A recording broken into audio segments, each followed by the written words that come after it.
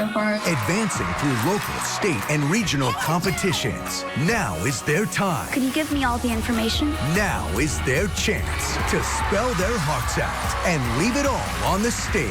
That's dream come true. Every speller is a champion, but who will take home the trophy? The Scripps National Spelling Bee, starting now.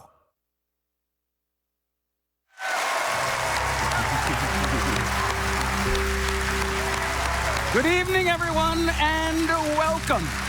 These are the finalists of the 2022 Scripps National Spelling Bee. I'm your host, LeVar Burton, and we're starting things off a little differently tonight because during last night's semifinals, there was a unique twist.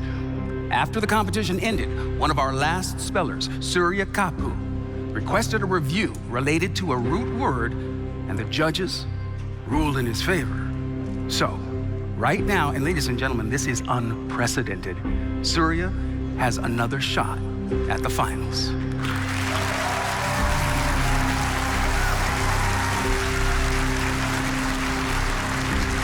Surya, there are 12 finalist seats. There's a 13th one waiting just for you. Spell this word correctly, and you're in.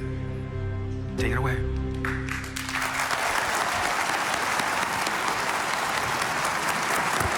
Hi, Dr. Bailey. Hi, Surya. How are you doing? Good, how are you? Pretty good. Let's just take a deep breath here, just for a minute. Good. Okay. So your word is Schläger. Schläger, can I have the language of origin? Schläger is from German.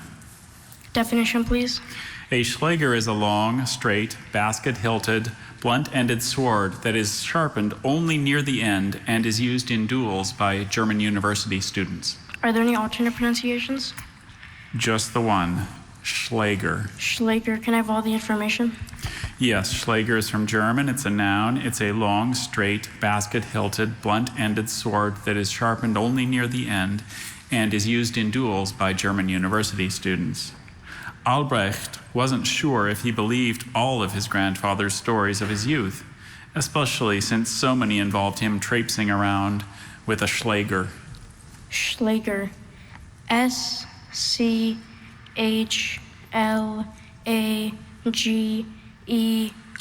Schläger? That is correct.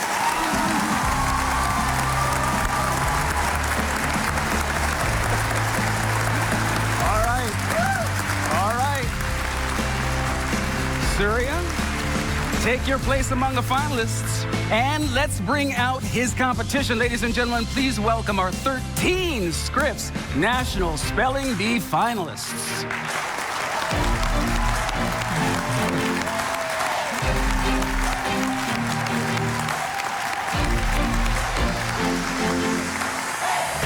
These spellers started at 11 million across the country, outlasting and outspelling them all. 229 came to DC, and now the magic number is just 13. Sitting behind them are our semifinalists who competed last night. A round of applause for all of them.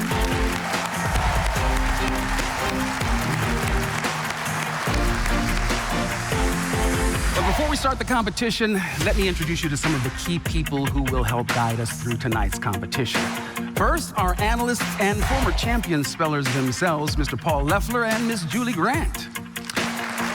All right, LeVar, it's been just a few years, and we didn't have the LeVar Burton here when we were in it. But Julie, I bet you're getting a lot of good words to use on Court TV later. Yes, normally I'm a Court TV host. Tonight, I'm honored to be with you, Paul Loeffler, and with you, LeVar Burton, one of my childhood heroes. I am on the edge of my seat and so nervous for all these kids, LeVar. It is really nerve-wracking here for us. I can't imagine what it's like for the kids. Okay, we'll get back to both of you in a moment to kick things off, but right here in front of me is the heart of the bee, Dr. Jacques Bailey. He is our pronouncer, and Brian seats him at his number 2. Are you both good to go? All right. And with her hand poised near the bell, our head judge, the inimitable Mary Brooks, celebrating her 50th anniversary here with the bee. Love you. Love you. So Mary, let's hear it. Give us that dreaded sound just once so we know what we're hoping to not hear. That's it. That's the bell. All right, Mary's ready. I'm ready. We're ready. Are you ready? Are you ready? 3, 2, 1. The bee is back. Okay, here we go. I-O-N. It really is impressive. That is correct. That's what clutch players do. What a performance.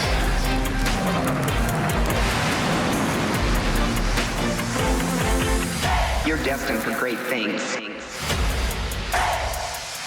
And with that, we are all set to go with the finals of the 2022 Scripps National Spelling Bee. So glad you are with us tonight. Paul, break it all down for us, please.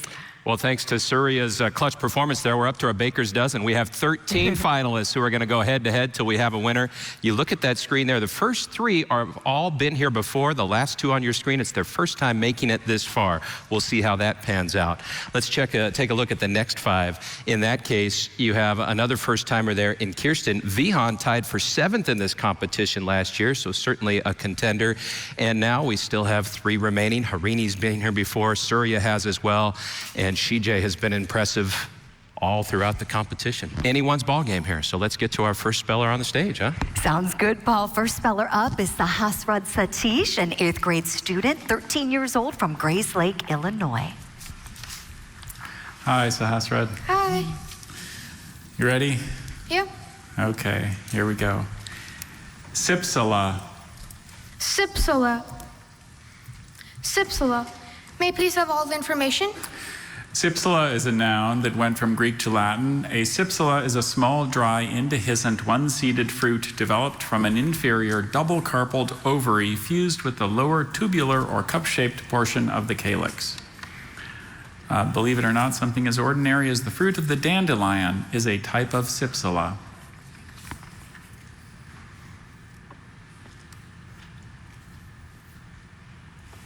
There is a schwa in this word. That sound in the middle syllable trips up a lot of spellers. Can be any vowel in the alphabet, depending on the word. Sipsala. Could you please repeat all the information? Yes, sipsala is a noun that went from Greek to Latin to English. A sipsala is a small, dry, indehiscent, one-seeded fruit developed from an inferior double-carpelled ovary fused with the lower tubular or cup-shaped portion of the calyx. The fruit of the dandelion is a type of sipsala.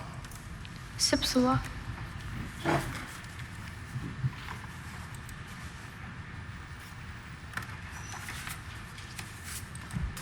Sipsala.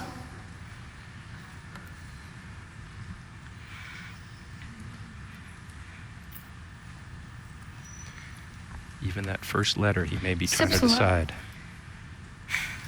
This is Sahasrad's 2nd time competing in the National Spelling Bee. Sipsala. S-I-P-S-I-L-L-A. Sipsala. Sipsala is spelled C-Y-P-S-E-L-A.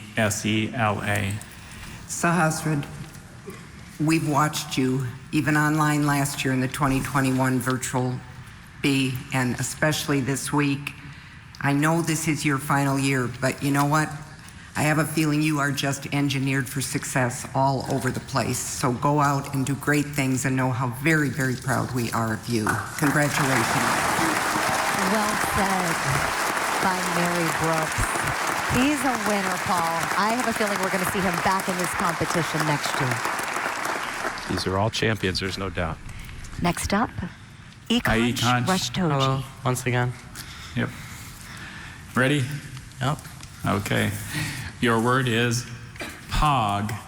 This is a pog. Okay. May I repeat the word? Pog. May I have all the information, please? Yes. Pog is a noun of unknown origin. A pog is a small, slender fish of the North Atlantic having the body covered with overlapping, striated, often spiny plates. Even a pog knows that anyone who microwaves fish in the office kitchen should probably be fired. So true. And may I repeat the definition, please? A pog is a small, slender fish of the North Atlantic having the body covered with overlapping, striated, often spiny plates. May I have the language of origin, please? That's unknown. Okay. And may I repeat the word? Pog. Is there any alternate pronunciations? I have just the one, pog. Okay, pog. And may I repeat the sentence? The pog is found in the coastal seas of Norway and the British Isles. Okay, pog. Hearing no P link. Oh. O-G-G-E, pog. That is correct. Thank you. I was going to say hearing there's no language of origin for a lot of spellers is alarming, but when you've seen the word before and they've had incentive to spell fish words because there have been so many fish in this competition. Howdy, Vikram. This is Vikram Raju from Aurora, Colorado. Here we go. Your word is cytosine, or cytosine, or citizen. It's a bitter crystalline, very poisonous alkaloid found in many plants of the pea family and formerly used as a cathartic and diuretic. Citizen. May I have language of origin? Sure. Cytosine consists of a part that went from Greek to Latin plus an English combining form. Does this come? Oh wait, no, never mind. Are there any alternate pronunciations? There are three variants. There's cytosine, cytosine, and citizen. Citizen. Did this come from the ISV suffix "ine" meaning chemical compound? It does. Citizen. Could I have the part of speech? Noun. Citizen. Could you repeat all the information? Sure. Cytosine, cytosine, citizen. Cytosine is a noun. It consists of a part that went from Greek to Latin plus an English combining form.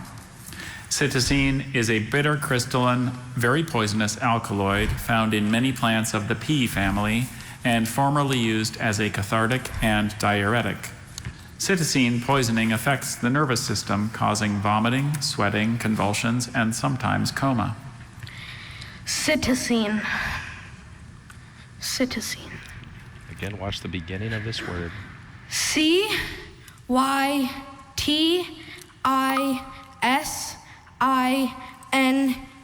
Citizen. That is correct. Thank you.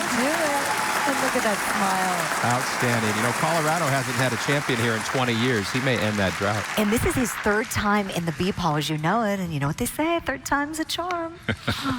No question. And so far, we've had a couple spellers get it right. We've had one eliminated, as you've noticed. And that's really tough when that happens. We deal with it every year. But for the spellers, it's so fresh and new. Absolutely. We know what that's like. It is tough, all the pressure. And right now we want to go to our host, LeVar Burton, who's standing by backstage with one of those brilliant students. LeVar, who do you have with you? Hey, Julie. I'm here with Sahasrad from Grays Lake, Illinois. Sahasrad, what has been your experience this year at the B? It's been really great. I've been introduced to a lot of new spellers, and it's been great socializing with them. And A favorite moment that you think you'll remember for the rest of your life? favorite moment, just having heard that I'm qualified for the finals. Here are your parents. You all must be incredibly proud, yes? We are. He's quite a remarkable young man. He is, yeah. Well, Sahasrad, you've made it this far, and congratulations on that, yeah? We're rooting for you in the final round, and we'll be back with the 2022 Scripps National Spelling Bee Finals right after this.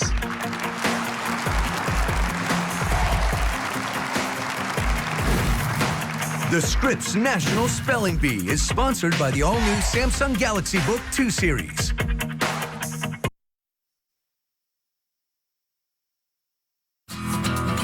Each year, the special B panel puts together a list of thousands of words. As the competition goes on, it gets more tense. Tough get tougher, and so do those words. The competition has gotten a lot harder over the years. Nowadays, it takes a lot more study to get to that champion moment. Some of the hardest winning words have come in the 2000s. In 2001, Sean Conley won the National Spelling Bee with the word succedaneum. David Tidmarsh won the 2004 National Spelling Bee by spelling autochthonous correctly. And in 2011, Sukanya Roy became the spelling champion by spelling Symotricus. It used to be if they mastered 10 or 15,000 words that they felt completely prepared. Now, they need a complete knowledge of the Merriam-Webster Unabridged Dictionary. Oh, and just so you know, the most frequent word on the Scripps National Spelling Bee word lists? Connoisseur. So those in the know will want to come in knowing how to spell connoisseur. Isn't that right, Paul? And just a few other words. Yeah, welcome back to the 2022 Scripps National Spelling Bee Finals. We're going to continue now with round 8 action on the stage and a speller who's been one of the surprises of this competition, all the way from Prescott, Arizona. That's a long way from Washington, D.C. Isn't that the truth? Aaliyah Alpert is up next. She's 11 years old, a 6th grade student.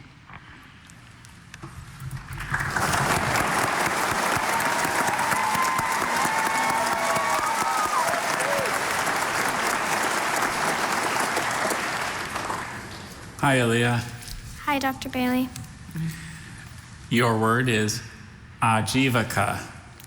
Ajivaka. May I have all the information, please? Yes. Ajivaka is a noun from Sanskrit. Ajivaka is a member of a non-theistic religious sect greatly resembling Jainism that flourished from the 6th to the 3rd centuries BCE as a rival of Buddhism and Jainism. The Ajivaka believed that everything was predetermined. Are there any alternate pronunciations? Just the one. Ajivaka. Ajivaka. Could you repeat all the information? Ajivaka is a noun from Sanskrit. And Ajivaka is a member of a non-theistic religious sect greatly resembling Jainism that flourished from the 6th to the 3rd centuries BCE as a rival of Buddhism and Jainism. Sanskrit is a clue that can help, but there's still that schwa sound in the next to last syllable, that 3rd syllable. Which vowel will she place there? Could you repeat the language of origin? Ajivaka is from Sanskrit. Ajivaka. A-J-I-V-A-K-A.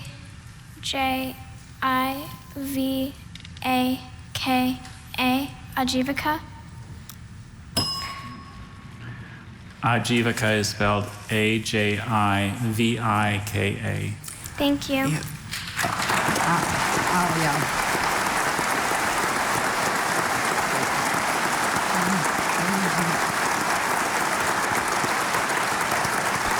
I need to say just a word about you beyond. You are one of our 2 11-year-old 6th graders that are here tonight in the final competition. And I think something that I read, you were asked who was your favorite cartoon character. You probably remember what you said, but I was most impressed. You said it's Wile E. Coyote, though I frown on his apparent life goals.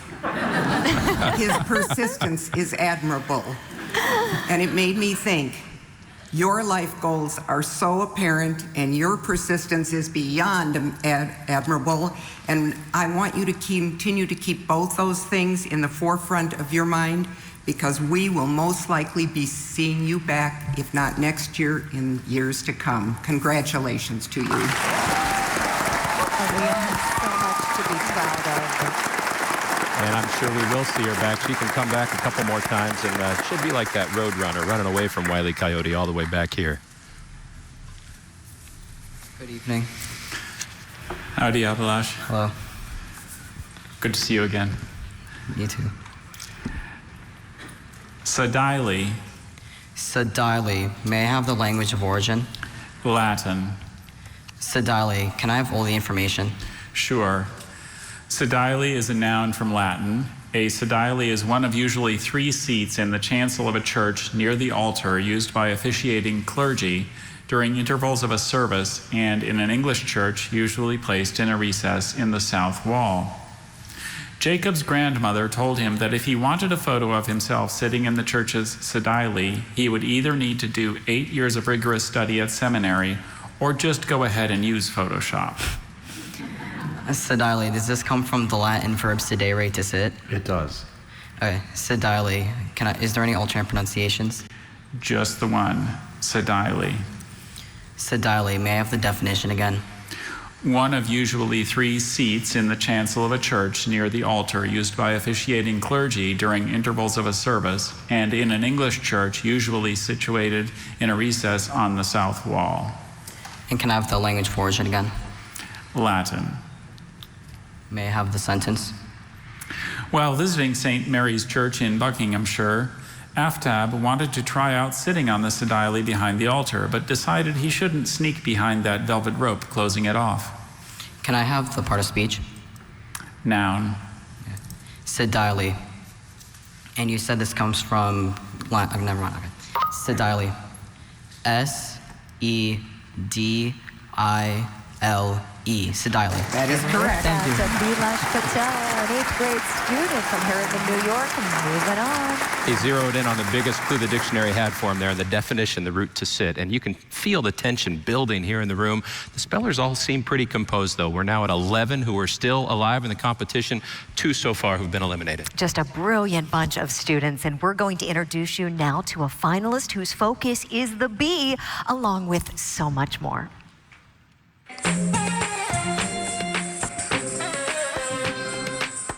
People seem to have this inhibition that academic activities are one person's one focal point, one thing, be all, end all, but in reality, it's not.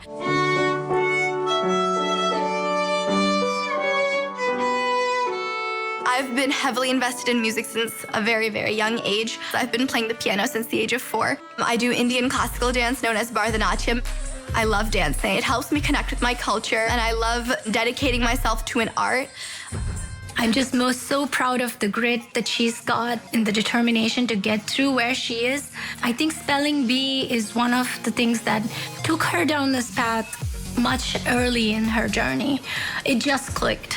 Potential championship word here. Your word is lamia. L-A-M-I-A, lamia. My absolute favorite experience, it's that suspense, that 30 seconds where you're waiting for the judge to say, that is correct. Correct. Congratulations. You are our champion. Thank you so much.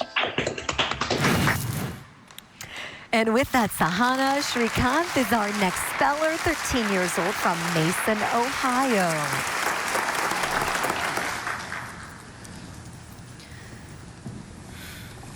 Hi. Hi, Sahana. All set? I would hope so. Okay. We do too.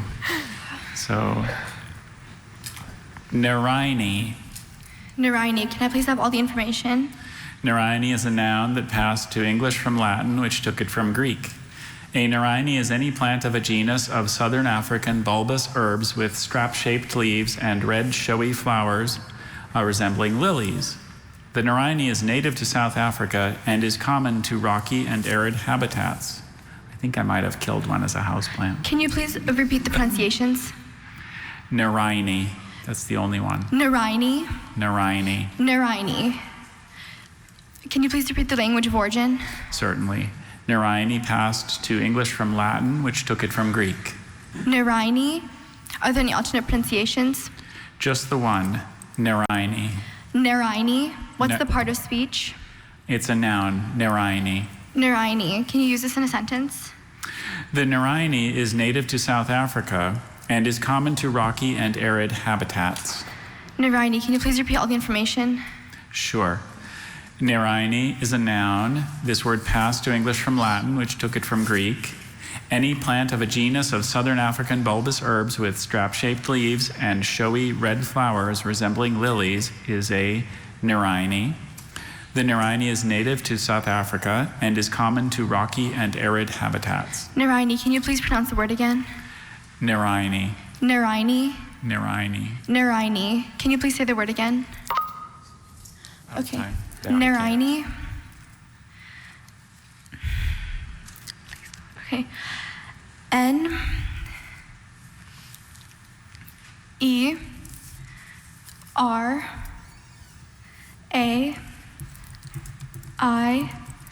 N-E, Naraini. Naraini is spelled N-E-R-I-N-E. Sahana, you have put your heart, your soul into this program. Everyone just saw what you are made of, and in visiting with your family, I know that you have gained so much from being involved in the Bee, and although this is the end of your journey here, it's not the end of your journey in being successful in life. Congratulations. Thank you so much. Sahana has so much to be proud of. She was in the Bee last year, competed again this year, making it all the way to the finals, as we know. Paul, I think she will be back. Well, this was her last year, but I know they're so proud of her back at Mason Middle School, home of the Comets. She shines bright. Hello again, Kirsten. Hello, Dr. Bailey. Your word is Colleen. Colleen. Can I please have all the information? Sure. Colleen is a noun of unknown origin. The Colleen is the subacid fruit of an Australian tree that is about as large as a small nectarine. When Claudia added the juice of a Colleen to her seltzer water, she realized that may have been the only interesting thing she did all day. Colleen. Colleen. Colleen. He says the schwa, she says the vowel, she thinks it. Colleen. Can you please repeat the definition? It's the subacid fruit of an Australian tree that is about as large as a small nectarine.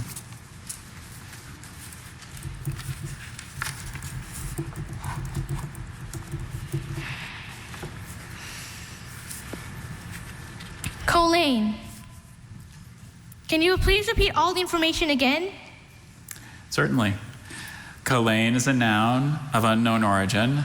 A Colleen is the subacid fruit of an Australian tree that is about as large as a small nectarine. The Colleen is best eaten after being allowed to ripen off the tree for several days. Colleen.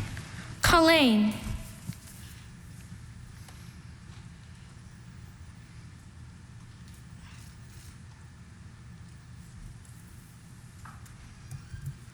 Colleen. C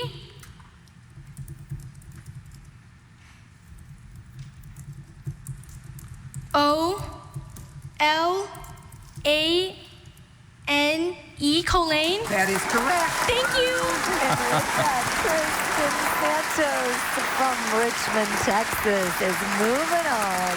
You saw her dad, Levi, they celebrating. She's the only one in the competition still who hasn't been in the Nationals before, but you wouldn't know it by how poised she is up there. No, Paul, they are all so incredibly impressive. When we started the finals tonight, we had 13 spelling superstars. And if we're keeping count, and we are, we're now down to 10.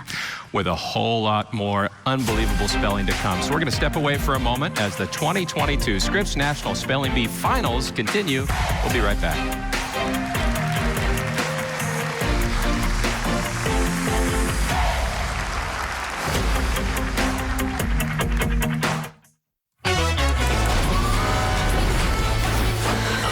You're all going to want to see this. Are you in? You just helped save the world. Okay, thanks. Bye. When I say get out, I mean it. I like it. Keep going. We get paid to keep the peace, even when our lives are on the line. Let's go. Okay, let's go. Just watch me now. No need to thank me. You guys enjoy. Just watch me now. Just watch me.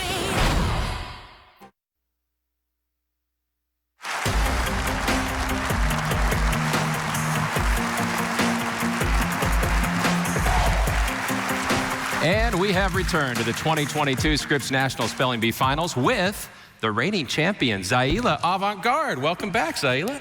Nice to be here. Oh, we're happy to have you. You know, your win last year, so exciting. It was so great. We want to take a look back at it now all together.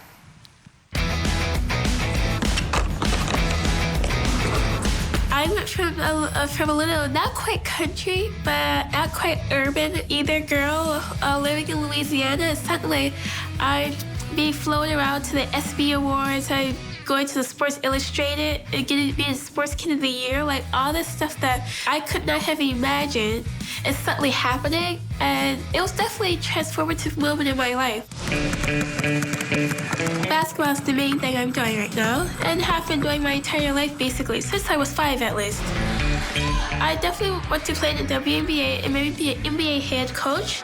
I then want to go work for NASA. I got it all planned out. She's worked hard and she deserves it. I would definitely say my message to any kids is quite simple, which is just go for it. Go completely all in and don't let anybody stop you.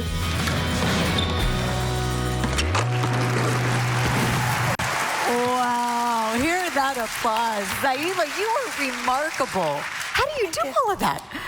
I don't know. I'm still trying to figure it out. Just incredibly talented, my goodness. And talk to us, please, about what it's like being at this point in the competition. Okay, so at this point, you're pretty nervous. Like it's beginning to dawn on you that this is the height of it. This is what you've been working towards, and now you're here. If you're a speller who's already spelled their first word, that pressure's gone down a bit, because at least for me, the first word is always the big hurdle. After that, it starts coming really smoothly, but if you spell the first word, you're probably feeling a little better now. I do have one question for you after watching that. What's more nerve-wracking for you, dribbling 3 basketballs while on a unicycle or standing in front of Dr. Bailey with all of America and people around the world watching you? I'm gonna go with dribbling 3 balls on a unicycle. There's a certain element of danger that it isn't in being on stage spelling. Maybe you could spell on a unicycle. Senior tour. All right. She absolutely could. She's like, oh yeah, Paul, I got this. Oh my goodness. Well, Zaila, let's watch together as we go to our next speller, shall we? Back up on the stage, the next speller heading up to the microphone is Nitya Katiravan from Somerset, New Jersey.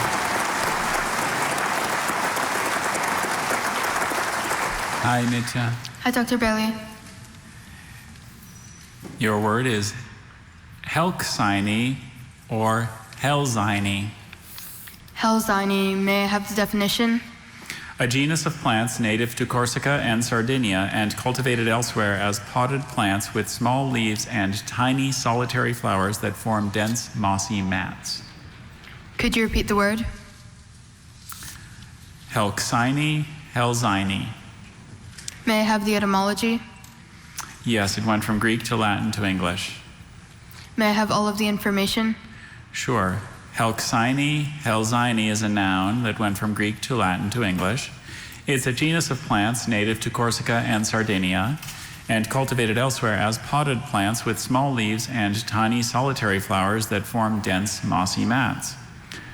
Asked about the police crime tape in her front yard on Easter morning, Tress explained that the colorful Easter eggs looked just so lovely hidden in a variety of Helkseini that she couldn't bear to let anyone disturb them.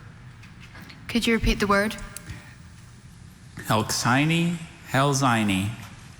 Helkseini. Could you repeat the etymology?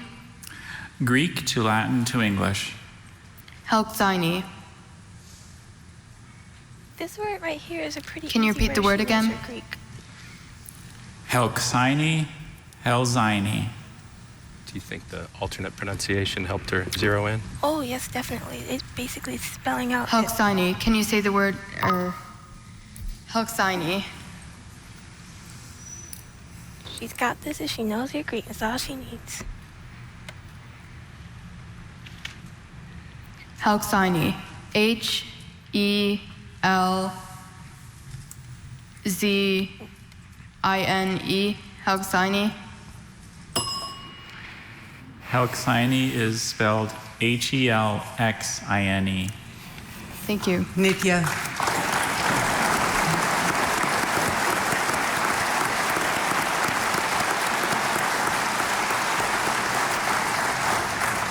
We met you in 2019 when you were here at the B, and now you're back in 2022, and I know this is your final year, but the amount of study, hard work, and dedication that you have put in these last few years, I just know that you were made for accomplishment, and this was one of them. Now you're ready to move on to even bigger ones. Congratulations. Thank you so much.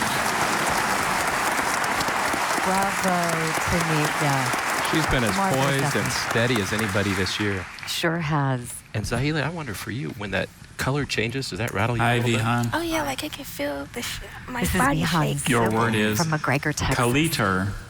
Kaliter, can I please have all the information? Sure. Kaliter is a noun formed in German from a Greek word. Kaliter is one of the mucilage-secreting hairs that clothe many plant surfaces, especially on various winter buds, as those of the horse chestnut. Massimo used a microscope to see an individual kaliter on the plant's stipule. Kaliter. Can you please repeat the definition? One of the mucilage-secreting hairs that clothe many plant surfaces, especially on various winter buds, as on the horse chestnut. The only word we Can you hear please is that he hears repeat all the German and information? thinks K. Sure. Kaliter is a noun formed in German from a Greek word. Kaliter is one of the mucilage-secreting hairs that clothe many plant surfaces, especially on various winter buds, as those of the horse chestnut. Based on Please repeat the etymology. Formed in German from a Greek word.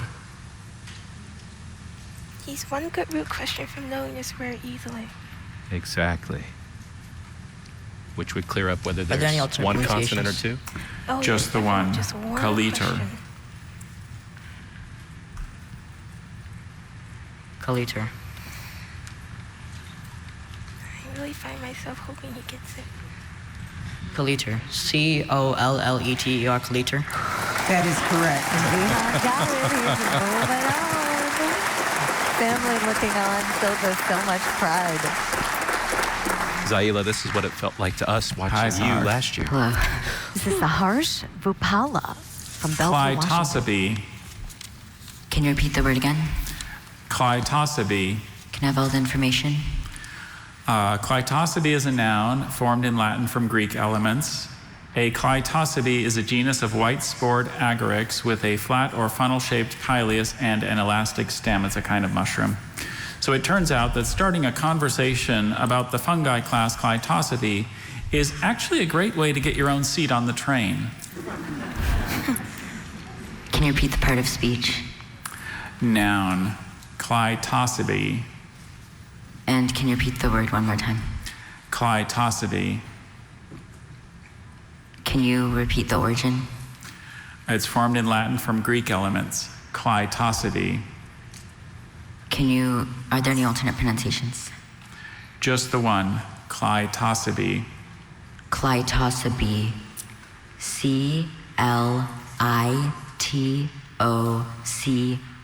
C-L-I-T-O-C-Y-B-E. Clitosabe. That is correct. Thank you. Saharsh got it.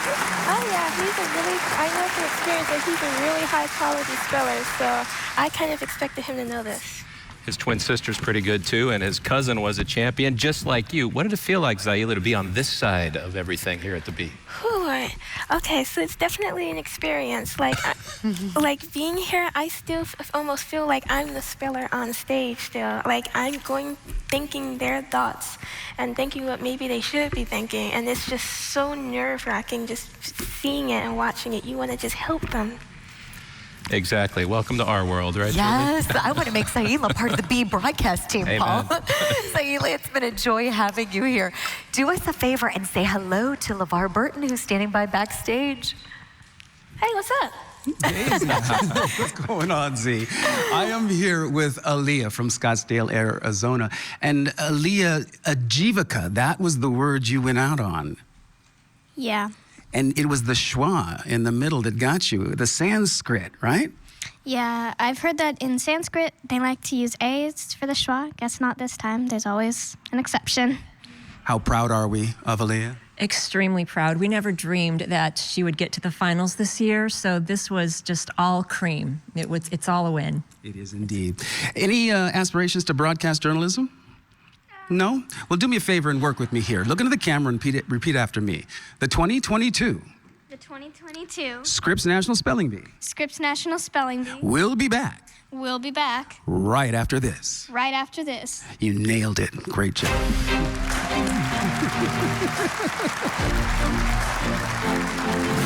Brought to you by Hillshire Farm Snack Brand, an official sponsor of the Scripps National Spelling Bee.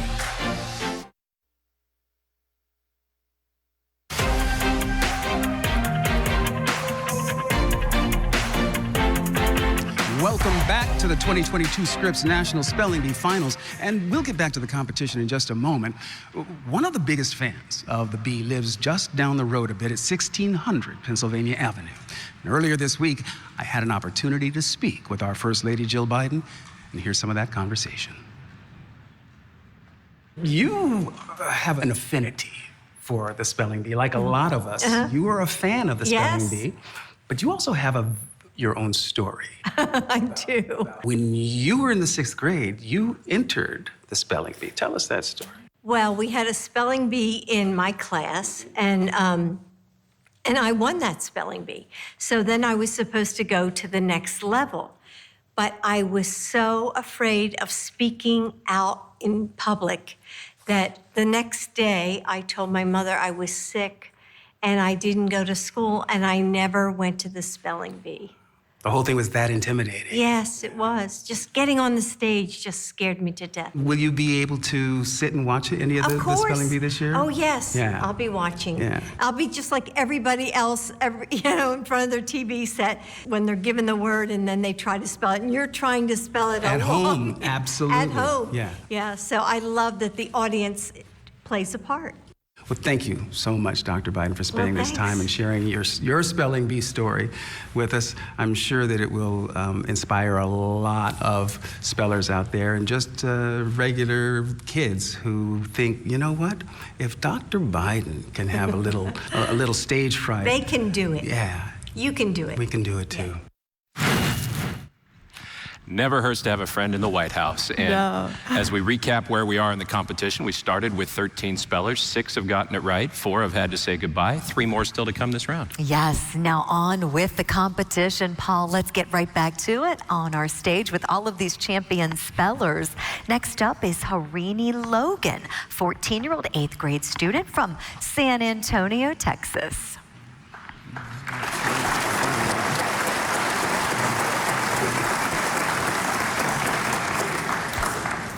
Oh, I stand corrected here. This is Surya Hi, Kapu Surya. is Hi, our Dr. next Bailey. speller. How are you? Pretty good. How are you? Pretty good. It's a good night. Your word is Pakitalis. Can you repeat the word? Pakitalis. Can I have all the information? Sure. Pakitalis is a noun formed in Latin from Greek parts. A Pakitalis is a genus of 2-winged chewing insects that includes several destructive Old World migratory locusts. As Kyle looked out the window and saw a swarm of locusts of the genus Pakitalis, he said, "You know, when I wished I didn't have to take care of the yard, this is not what I meant." Can I have the part of speech?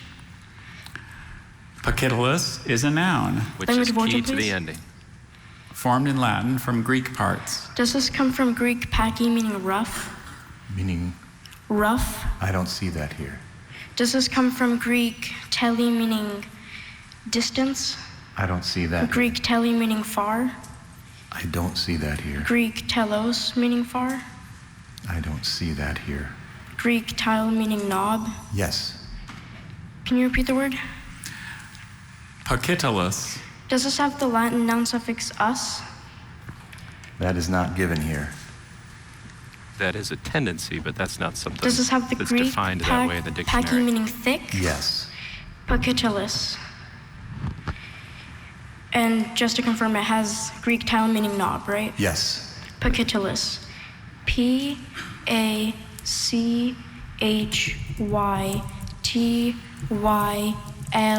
P-A-C-H-Y-T-Y-L-U-S. Pakitalis. That is correct. So if you missed the start of the show, you said, hey, I thought he got out yesterday. He did. He got reinstated on a scene very similar to that, where he went through a series of root word questions, and when all those roots really just paid off for him. Yes, yes, Paul. And I think that's why Hi, my list Harini. was Hi, off Dr. there. Bailey. This is Harini Logan from San Antonio. Your word is Mispel. Mispel. Could I please have the definition? A mispel is the globose fruit of a small southern African tree, which has a leathery skin that is brown when ripe and a pithy flesh of a sweet acid flavor. Mispel. Could I please have the language of origin? It went from Greek to Latin to Dutch to Afrikaans. Could I please have all the information? Certainly. Mispel is a noun that went from Greek to Latin to Dutch to Afrikaans. Mispel is the globose fruit of a small southern African tree, which has a leathery skin that is brown when ripe and a pithy flesh of a sweet acid flavor. Unfortunately, none of the other third graders bought into Avni's theory that the mispel her mom put in her lunchbox was a totally fair trade for 2 Kit Kats and a Snickers bar. Mispel. Are there any alternate pronunciations? There's just the one, mispel. Could you please repeat the language of origin? Greek to Latin to Dutch to Afrikaans. Mispel. Could I have the definition one more time? The globose fruit of a small southern African tree which has a leathery skin that is brown when ripe and a pithy flesh of a sweet acid flavor. Could you please repeat the word? Mispel. Mispel. M-I-S-P-E-L.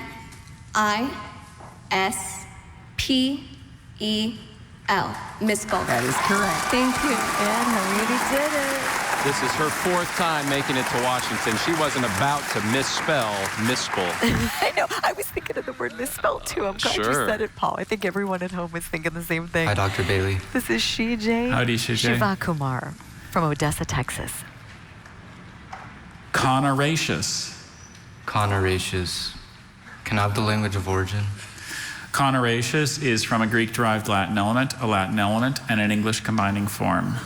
Conoraceous, can I have the definition? Conoraceous means of or relating to a family of mostly tropical climbing shrubs or small trees closely related to the leguminous plants but lacking stipules. Are there any alternate pronunciations? Just the one, conoraceous. Can I have all the information? Sure. Conoraceous is an adjective from a Greek-derived Latin element, a Latin element, and an English combining form. Conoraceous means of or relating to a family of mostly tropical climbing shrubs or small trees closely related to the leguminous plants but lacking stipules. Several conoraceous plants have medicinal properties. Does this come from the Greek con, meaning dust? I don't see that here. Does this come from the Greek aceous, meaning relating to? I don't see that here. Conoraceous. Can you repeat the origin? Those answers can be It's from a misleading. Greek-derived Latin element, a Latin element, and an English combining form. Conoraceous. Can you repeat the definition? Of or relating to a family of mostly tropical climbing shrubs or small trees, closely related to the leguminous plants but lacking stipules. Conoraceous. C-O-N-N-E-R-A-C-E-O-U-S, conoraceous. Conoraceous is spelled C-O-N-N-A-R-A-C-E-O-U-S. Thank you.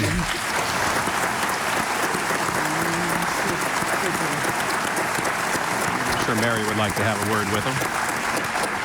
You have to let me say one word about somebody who's done this 3 times. I know this is your last year, but watching you, not just this year, but in the past, it's obvious what you've sacrificed, but more importantly, it's obvious that you love what you're doing. So go on, keep loving the things you do, and be successful. We're so proud of you. Thank you. CJ is going to do big things. He's got a bright future ahead. And there really wasn't a lot for him there in terms of clues. That was a specific genus of plants, and there's a definite botanical theme to this round so far. So if I'm a speller, I'm paying attention to that moving forward. Great analysis, Paul Leffler. That's why we have you on the desk here. We are getting closer and closer to finding out who will be America's best speller. Don't go anywhere. No, you better not, because we're going to be back to the 2022 Scripps National Spelling Bee right on the other side of this break.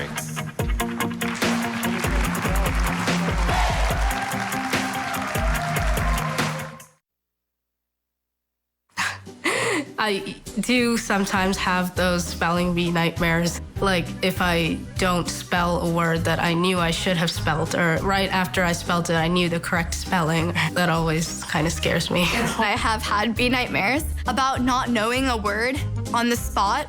And it was the fact that I've seen this word before and then I misspelled the word and there was chaos that ensued, and that was the one thing that put me on anxiety. I sometimes do have nightmares about misspelling in the first round of a competition. That's an absolute fear. There was one nightmare. I dreamt that I could not spell dog. I could not spell dog. And I'm like, D-A-W-G. Like, no, not that. Oh my gosh, smart and adorable those kids are. Hopefully they're pushing all of those spelling nightmares out of their heads right now. Welcome back to the 2022 Scripps National Spelling Bee Finals. I'm Julie Grant alongside Paul Leffler, and we're at the start of round number 9, which is a very different style of the competition. It's not just about spelling words, it's about word meanings. Yeah, you're really shifting gears here because now the spellers are going multiple choice. They only have 30 seconds, but the idea behind it is making sure these words have power. If you don't know the meaning of a word, there's really no power in it. So this will help them moving forward to have that vocabulary base. And that's the idea behind this word meaning round. Let's go. Let's go back to the stage now and see our next speller. The next speller is Ikansh Ratoji from Heathrow, Florida. Hi, Ikansh. Hello.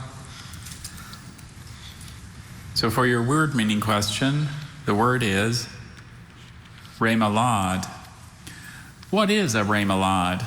A pungent egg-based sauce with savory herbs. B, a decorative strip of wood used for ornamentation. C, a beverage made from the juice of tropical berries. Remoulade.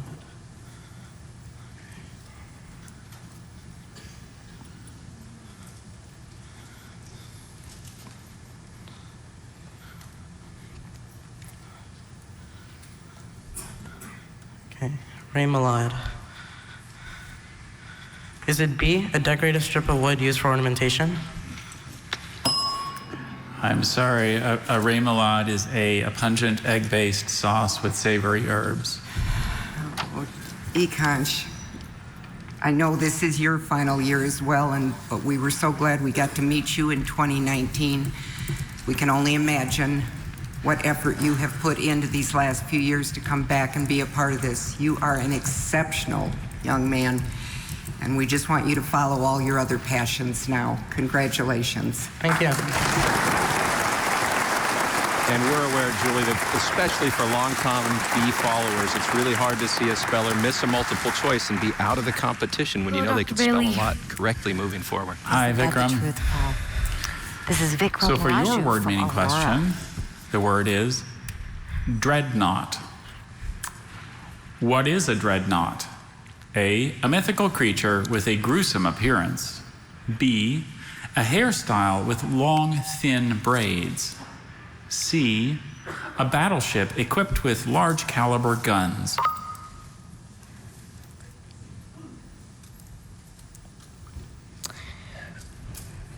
C, a battleship equipped with large caliber guns. Correct. Thank you. Moving on. And just like in the spelling rounds, that element of chance that's in any spelling bee applies to this word meaning round as well. Good evening again. Hi, Abhilash. Abhilash Patel. It's good to see you as always. From Harriman, New York. You too. So for your word meaning question, the word is rattan. Which of the following is most likely to be made from rattan? A chair. B, a cake. C, a sidewalk.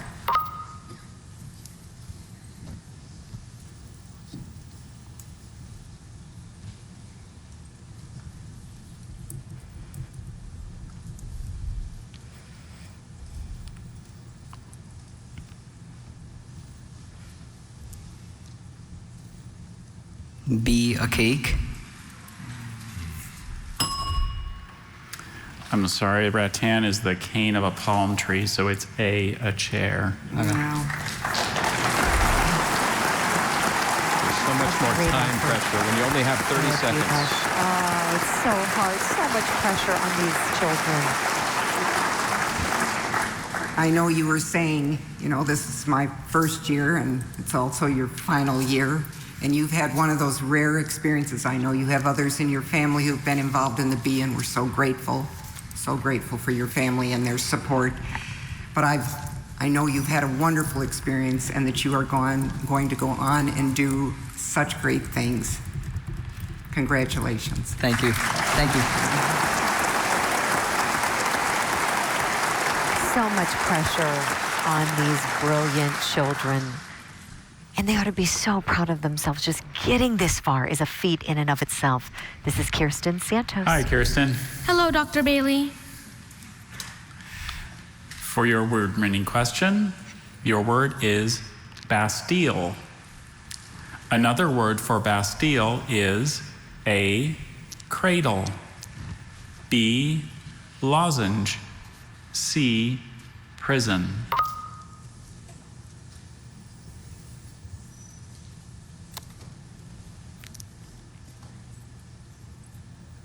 A, cradle. I'm sorry, the answer is C, prison. Oh, okay. Kirsten.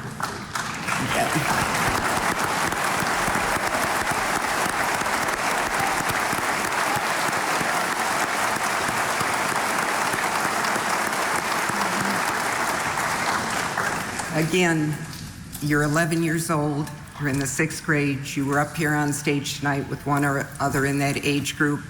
We've seen you do so many other things, not just spelling, but I know your commitment to spelling. Already you were studying 4 to 6 hours a day. If you've still got that drive and passion in you, we are going to be so excited to see you come back. Congratulations. Thank you. Mary Brooks said it well. Congratulations is certainly in order for Kirsten and all of these champions who've made it so far to get here to Washington, Paul. Wow. It is so intense. You can just feel it in this room. You could hear a pin drop and really cut the tension with a knife. Well, and I think this round's even more tense because they've invested so much in spelling, and now this is having to pick that right meaning out of 3 on the spot. But we have more of this word meaning round to come. We're going to be back with the finals of the 2022 Scripps National Spelling Bee right after this short break. The Scripps National Spelling Bee is sponsored by Downy Unstoppables, the laundry scent boosters that keep your clothes feisty fresh. Reading unlocked the opportunity for me to go to the spelling bee. If you give a child a book, it's helping build a possible love of vocabulary and reading. There's no telling what can happen, but whatever it is, it's going to be magical. Get ready. Redemption is coming. Let's take him down. I'm in. An ION original series, Leverage Redemption, 2-hour premiere event July 11th, only on ION. We are live from our nation's capital at the 2022 Scripps National Spelling Bee Finals. I'm Julie Grant alongside Paul Leffler, and what a competition this has been.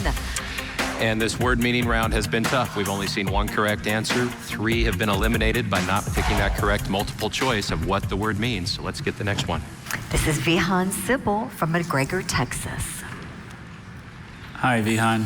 Hello, Dr. Bailey. So for your word meaning question, the word is cinctured.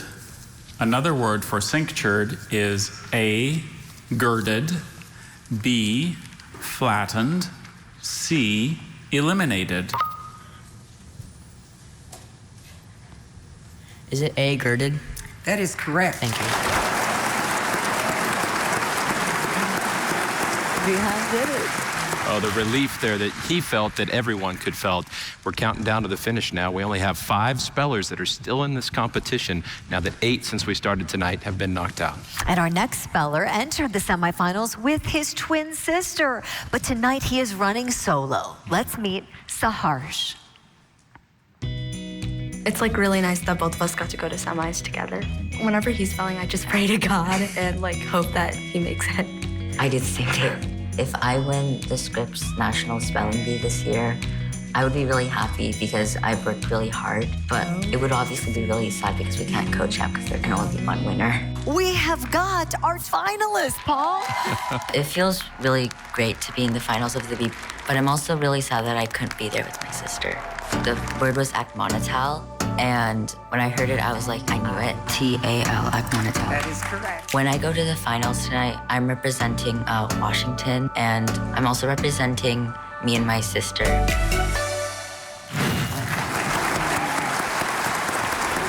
Saharsh is going to do it for his sister, Paul. There he is, ready to spell. Hi, Saharsh. Hello. So for your word meaning question, we have the word encomium. What is an encomium? A thin layer of cells that lines a body cavity. B, a formal expression of warm or high praise. C, a circular formation to surround an enemy. B, a formal expression of warm or high praise. Correct. Thank you. Way to go, Saharsh. And he said he's competing for Washington. They haven't had a champ since I was in it. That's like last century. Oh, no. Not that long ago, huh? Yeah. Couple years. You look good, though, Paul. All right. With much more spelling still to come, the 2022 Scripps National Spelling Bee continues right after this. Don't go away. The Scripps National Spelling Bee is sponsored by the all-new Samsung Galaxy Book 2 series.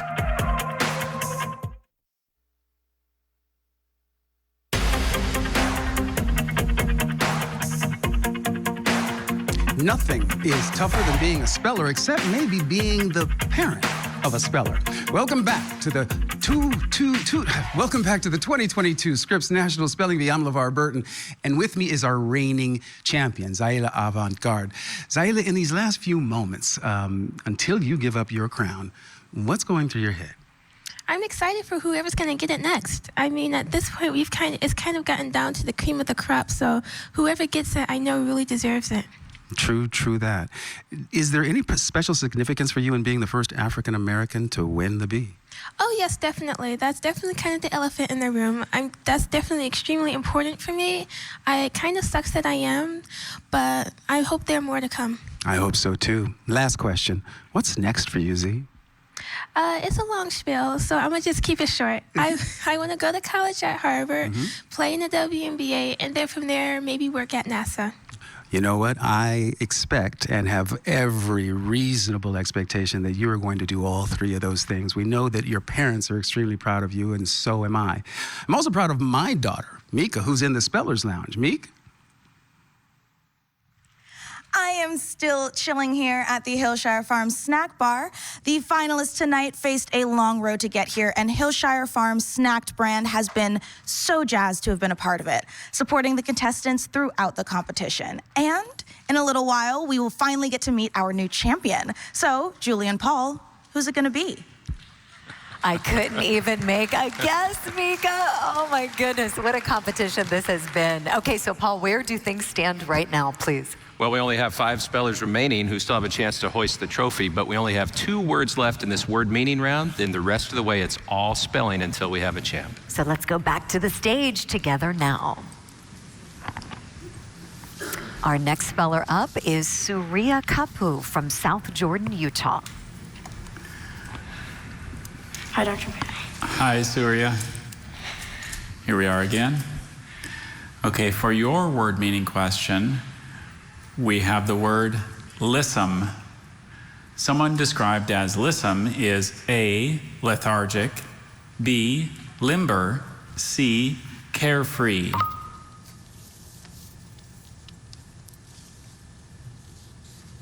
C, carefree. Someone described as lissom is limber. Thank you. Surya, you've had an amazing journey here this year. I know you're going to have memories that are going to last for a lifetime, but I also know that you've got another year of eligibility. So I hope that you'll continue to pursue this passion, dream big, and we'll hope to see you back next year. Congratulations. Nice job to Saria.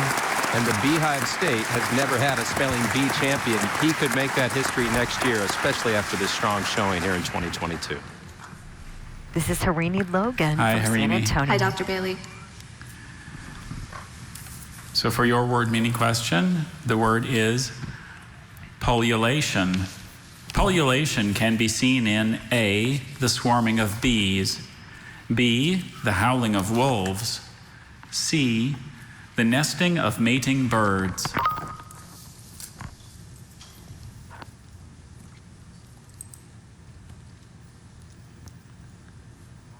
C, the nesting of mating birds. I'm sorry. Pullulation is the act or an instance of swarming or teeming, so it's A, the swarming of bees. Harini, you are our fourth-year competitor in this bee. You're the veteran. You're in a very elite class. What you have done over the past few years speaks volumes about your character and who you are. And I know this is your final year, but I am so convinced that what you do in the future is going to be just as important as what you've been doing these last few years. Congratulations to you. Thank you. Yes, congratulations to Harini. You feel so badly for these spellers who've invested so much time in studying how to spell a word that we saw 5 go out on word meaning and now only 3 are left. Nothing but spelling the rest of the way, and these 3 could definitely spell, so we may be here for a while. Yes, get ready, folks. We're going to squeeze in a quick break. Don't go anywhere. The 2022 Scripps National Spelling Bee Finals when we return. The Scripps National Spelling Bee is sponsored by Booking.com.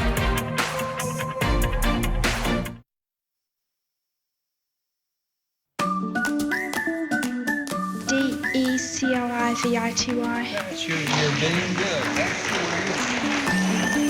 Passion for the bee has grown every year. For example, take 2015. During Bee Week, the National Spelling Bee was the subject of more tweets than Game of Thrones and The Bachelorette. Congratulations. So, what has led to all this buzz about the bee? I think it's a really high-stakes competition. The way that these kids are competing requires such a level of perfection that you don't see in a lot of other competitions. You just tie your hopes to them. It's a great underdog story. It's a great story of success. And we all want to root for a champion. Celebrities, politicians. The fact is that the spelling bee has been a part of American lore. Spelling bee is just one of those things that's become ubiquitous. Singer Justin Timberlake was a speller. So was First Lady Dr. Jill Biden. TV producer Shonda Rhimes is a fan. And the potential for our next speller on the road to the bee is limitless. Correct. Thank you. That is so much fun. And the bee is even more popular this year. Thank you for being with us as we are back live at the 2022 Scripps National Spelling Bee Finals. It's been really something to watch the growth of this competition over the years, and we're going to find out in a minute why this bee is such a hit as the round continues. But right now, a closer look at Vikram, who started his spelling bee journey at a very, very young age. When I was like 1 year old, I started learning the patterns behind those words, why some words were different than others. Last year, because of COVID, me and my brother organized a Christmas for Community concert for nursing home residents because they couldn't connect with their family and they needed some cheer over the holidays. I just really want to win because then it'll really show me that my work has paid off. Correct. Thank you. But even if I don't win, it's really fine because this is really what a milestone that I wanted to set for myself when I came in.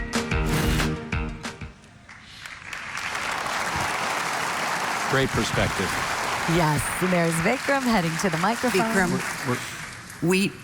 we need you to wait just 1 minute.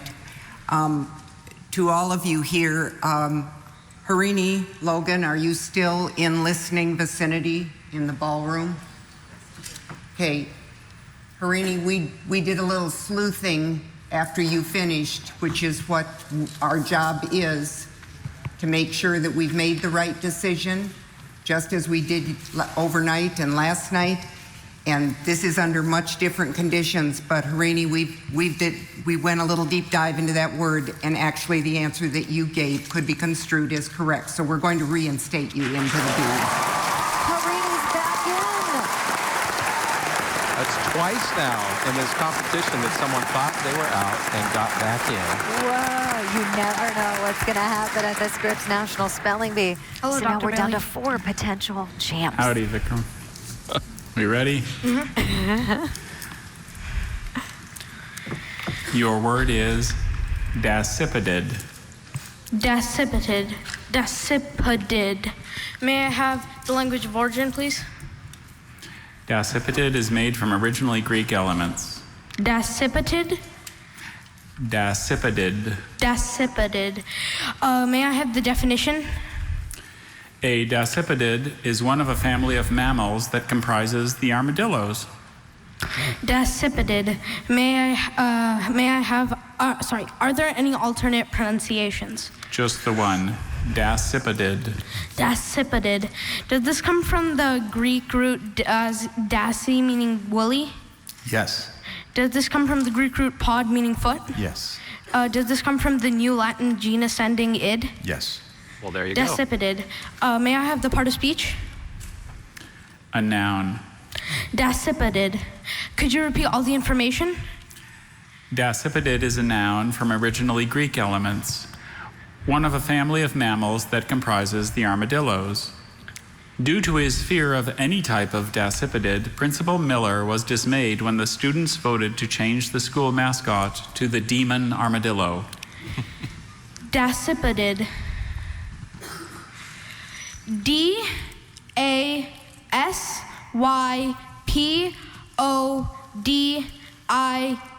Dacipidid. That is correct. Thank you.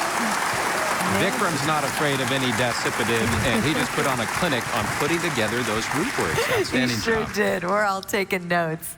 And this really is going to go down to the wire now that we have not 3 but 4 spellers back in the competition. Yes, don't go anywhere. The 2022 Scripps National Spelling Bee Finals continues right after this.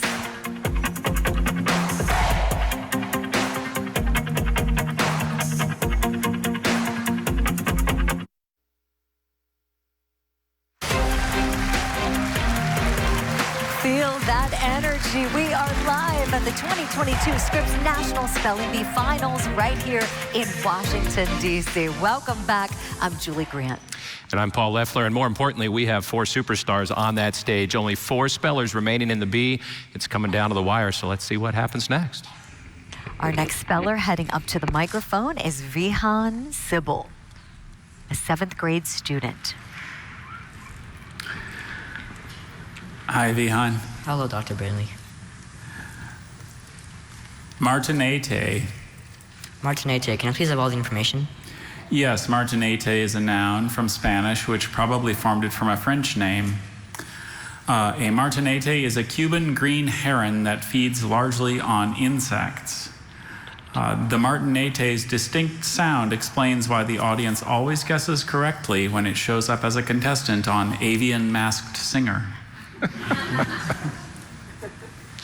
Can you please repeat the definition? A Cuban green heron that feeds largely on insects. Can I have a sentence, please? The Martinete lets out a loud scow call when disturbed. Spell that. No, I can't do that again. Martinete. The middle syllable, there is a schwa there, so you have to know this specific bird. Martinete. M-A-R-T-I-N-E-T, Martinete. That is correct. Thank you. He crushed it.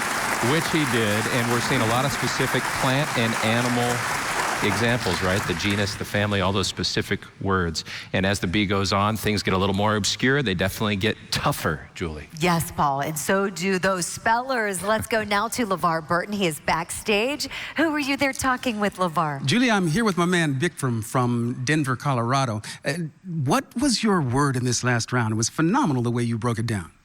Oh, so my word this round was Dasypodid. It means a genus of armadillos. So the way I figured it out was I asked for the Greek roots dasy, meaning woolly, D-A-S-Y. Right. I asked for the Greek root pod, meaning foot, P-O-D, and then I asked for the new Latin genus ending id. And I pieced those all together to figure out the spelling of Dasypodid, D-A-S-Y-P-O-D-I-D. It was brilliant and amazing to watch you do that. Here we are at the 2022 Scripps National Spelling Bee Finals, and they will continue right after this. Dasypodid. Bring the bee to your community. Visit spellingbee.com to learn how.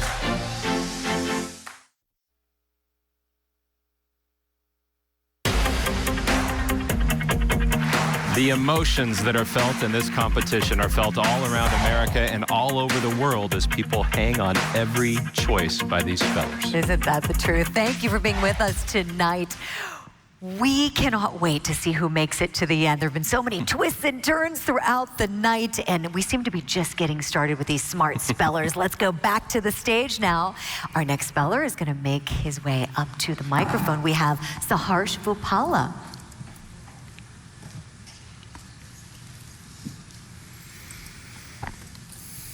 Hi, Saharsh. Hello. Your word is phenocol or phenocol. Phenocol, can I have all the information? Phenocol is a noun. Both parts are originally Greek. Phenocol is a crystalline base used in the form of a salt as the hydrochloride, as an antipyretic and analgesic. As in, Annika's doctor appreciated the suggestion, but didn't think she needed phenocol for the devastating injuries she occurred in the Chuck E. Cheese ball pit. Does this come from the Greek col, meaning glue? Yes. Does this come from the Greek phen, meaning to show? Yes. Can you repeat all the information again? There's still a connecting vowel there with a schwa sound. Phenocol, a noun. Both parts are originally Greek. Phenocol is a crystalline base used in the form of a salt as the hydrochloride, as an antipyretic and analgesic. Can you repeat the definition one more time? A crystalline base used in the form of a salt as the hydrochloride, as an antipyretic and analgesic. Phenocol. If he hadn't gotten those answers to his questions, I'd be concerned about the ending of the word, but I think he's on track. H-E-N-O-C-O-L.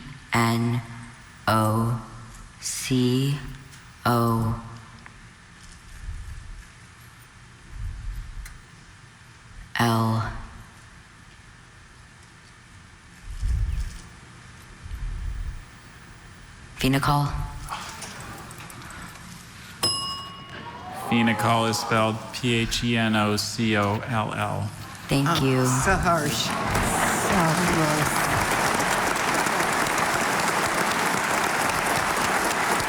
So well done. We could all feel it. He was so close to saying that second L and decided against it. Everybody has gotten to know you and your family and your sister, and to see on the feature tonight what you said. And as proud as we are of your spelling ability and knowing this is your final year, I think I'd say we're even more proud of the young man that you are. And I thank you and your parents and all of your extended family for giving Scripps the gift of you being in the competition. Good luck to you. Thank you so much. The Vupala twins represented their family exceptionally well.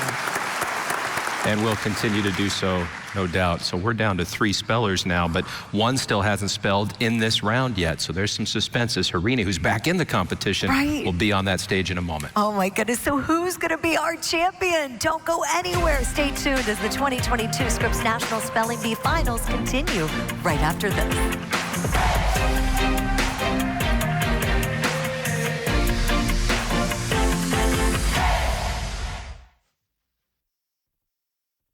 I'm not really sure yet what I want to be when I grow up. That's a question a lot of people have asked me. I want to do computer programming. When I grow up, I want to be an actress, maybe a lawyer. I want to be a dermatologist when I grow up. Maybe an activist or like businessman, I don't know. I would like to be either a teacher for the deaf or an interpreter. I mean, I'm not sure. I'm open to, like, you know, being a doctor, being a photographer. Currently, I'm very interested in the field of biomedicine. I want to be someone who changes the world through science and technology. Maybe be an astronaut or work in neuroscience or help us be able to go live somewhere else. I got it all planned out. We are backstage live at the 2022 Scripps National Spelling Bee, and this is my friend Saharsh Phupala. Saharsh, what was that word? Phenol. Phenol, and we all felt you thinking about that second L. What was going through your head? Well, I knew that there were other words with C-O-L-L at the end, and then there were some words with C-O-L at the end, and I was just debating if I should put the second L or not. We're all very proud of you, yeah, Mom? I'm very proud of both of them for all the effort they put. I mean, the result, it matters, but I think they just gave their best effort, and I'm so very proud of them. That's what's really important. And this is for the state of Washington. I think it's probably the highest ranked Scripps position in probably the recent times. I don't know when the last time. Congratulations. Paul and Julie? LeVar, thank you. Wow, you can just feel the energy out here. Everybody on the edge of their seats, and so much more still to come. And Mom's right there, because I was in the B the last time someone from Washington finished higher. Amy Dimmick won it in 1990, so no one since then has done as well as Saharsh did this year. Congratulations again. And we're going to get back into the competition because we haven't finished this round yet. 2 have been correct, and there's one more speller still to come. Harini Logan is up next. Let's go to the stage together now.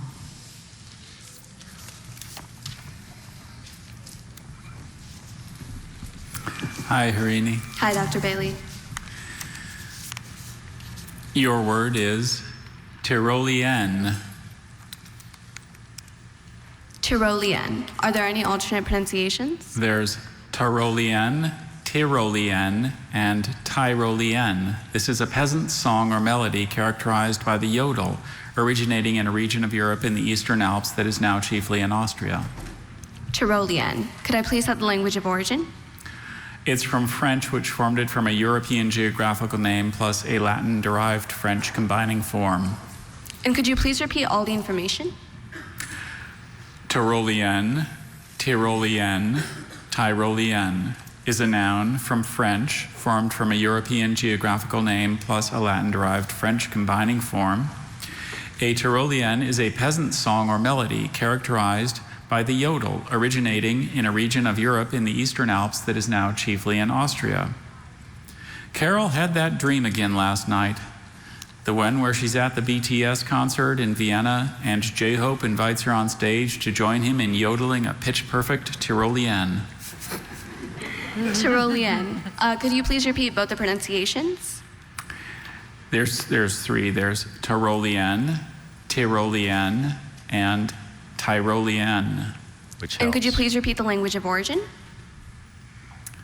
It's from French, which formed it from a European geographical name plus a Latin-derived French combining form. And French also Tyrolean. helps. A lot of clues there. Tyrolean.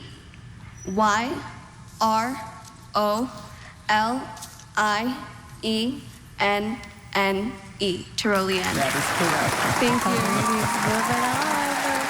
So we have 3 still going, Julie, and I know some people are wondering, okay, when Harini was reinstated, why didn't she get another word? Well, she had given an answer that was ruled by the judges to be correct. That's different from what we saw earlier with Surya's reinstatement, where his response had been incorrect, but they appealed and said he was given the wrong information. So 2 different scenarios. That's why she didn't have to go back up there for another word meaning. Makes sense. An appeal kind of like in a court of law. Yeah, I think you're used to that. Yeah, something similar to what I'm used to, Paul. Wow, this is so exciting. So much more still to come with 3 spellers advancing to our next round. Don't go anywhere. We have to squeeze in a quick break.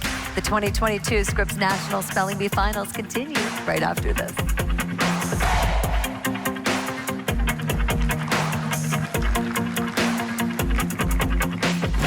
Brought to you by Hillshire Farm Snack Brand, an official sponsor of the Scripps National Spelling Bee.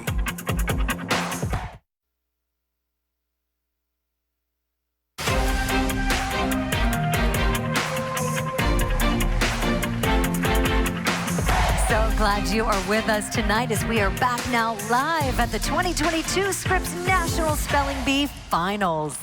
And as we learned earlier, we know they're watching there at the White House tonight, and we're down to the final 3. So here's the deal. If 2 miss and only 1 gets it right in this round, that one who got it right would have 1 more word to be the champion. But they could go all night. We could end up in that unprecedented spell-off. We just have to find out. Oh my goodness, I'm so nervous for these kids, Paul. Let's get back to the stage now. Our next speller headed to the microphone is Vikram Raju. He's from Aurora, Colorado, a 7th grade student, 12 years old. Hello, Dr. Billy. Hi, Vikram. Your word is congener or congener. Congener, may I have the definition? One that bears relationship to another, such as a person or thing resembling or suggesting another in nature, character, or action. Congener, may I have the language of origin? Latin. Congener, are there any alternate pronunciations? Oh yeah, congener and congener. Did this come from the Latin root con, meaning together? You're on the right track. Does this come from the Latin root gen, meaning creation? You're on the right track. Congener, does this come from the Latin suffix or, meaning one who does? I don't see that given here. Does this come from the English suffix meaning one who does? I don't see that given here. So he's trying to figure out that Congener, last vowel with those questions. Can I have the part of speech? Noun. Congener, could you repeat all the information? Congener or congener is a noun from Latin. A congener is one that bears relationship to another, such as a person or thing resembling or suggesting another in nature, character, or action. The politician was flattered when a journalist suggested that he was a congener of Winston Churchill. Congener, does this come from the Latin root gener, meaning creation? I don't see that here. Congener. Congener. C-O-N-G-E-N-E-R.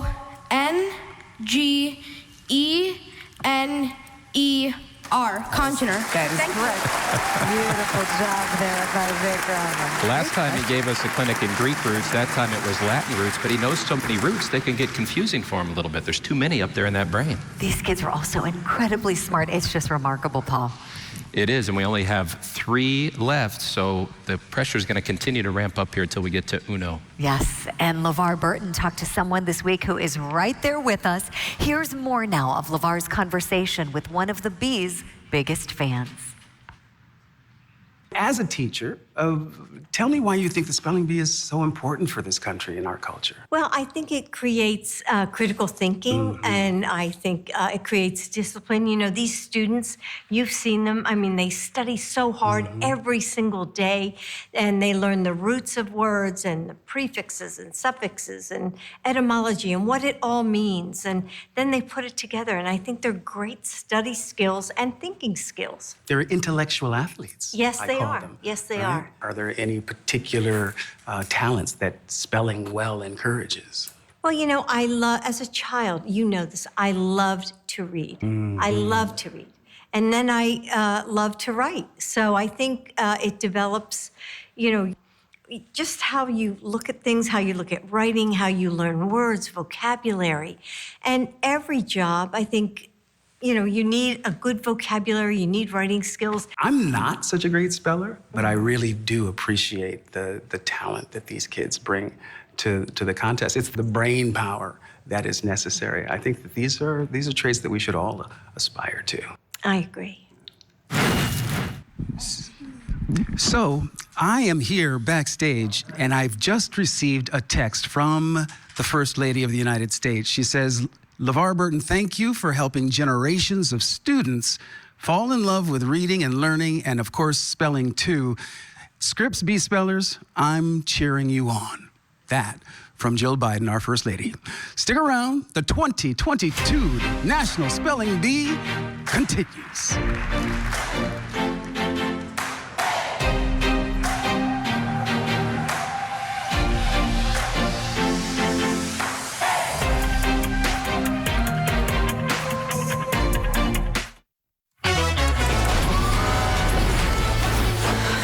You're all going to want to see this. Are you in?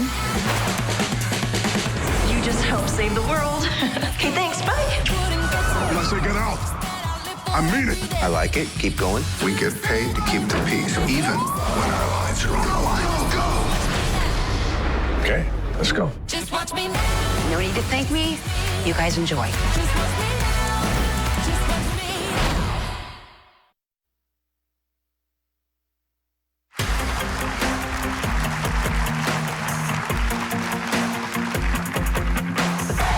now. We are back here live at the 2022 Scripps National Spelling Bee Finals with just 3 spelling champions battling it out. A moment, a winner or maybe co-winners. If it comes to it, there's even a possibility of a spell-off, which we've never seen before. We'll explain if that happens. But this next speller can master a Rubik's Cube in record time when he's not completely focused on spelling. So let's take a look. I think there's a lot more nerves in person. So this year in the preliminaries, I had all 3 at the same time, whereas in virtual, it would be like 1. I play tennis, I do choir, I play cello. Yeah, and I teach at Kumon. I teach math and reading to people of all ages. Look at that smile. Yeah, so like most people, I just did the bee for the fun of it. My teacher just put me in because we didn't really have a class spelling bee. So without studying at all, I got 5th in the school spelling bee, and I said, well, I'm just gonna try this again next year and see how it goes. Just everything that I've done this year, it will really pay off, and I think it would be really nice to be holding that trophy at the end of the day.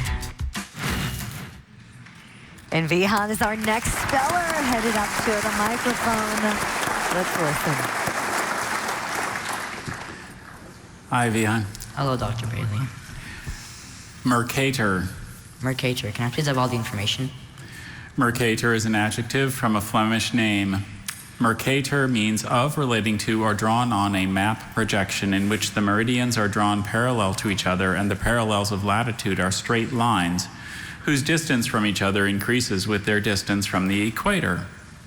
Melissa's geography teacher explained how a Mercator projection of the globe made the land masses near the polar regions appear larger than they actually are. Mercator. This is all about familiarity. There's no clue in there that would tell it to you if you don't know it already. Are there any alternate pronunciations? Just the one, Mercator. Mercator. Mercator. Can I please have the language of origin again? It's from a Flemish name. Mercator. Can you please repeat the definition? Of, relating to, or drawn on a map projection in which the meridians are drawn parallel to each other and the parallels of latitude are straight lines whose distance from each other increases with their distance from the equator.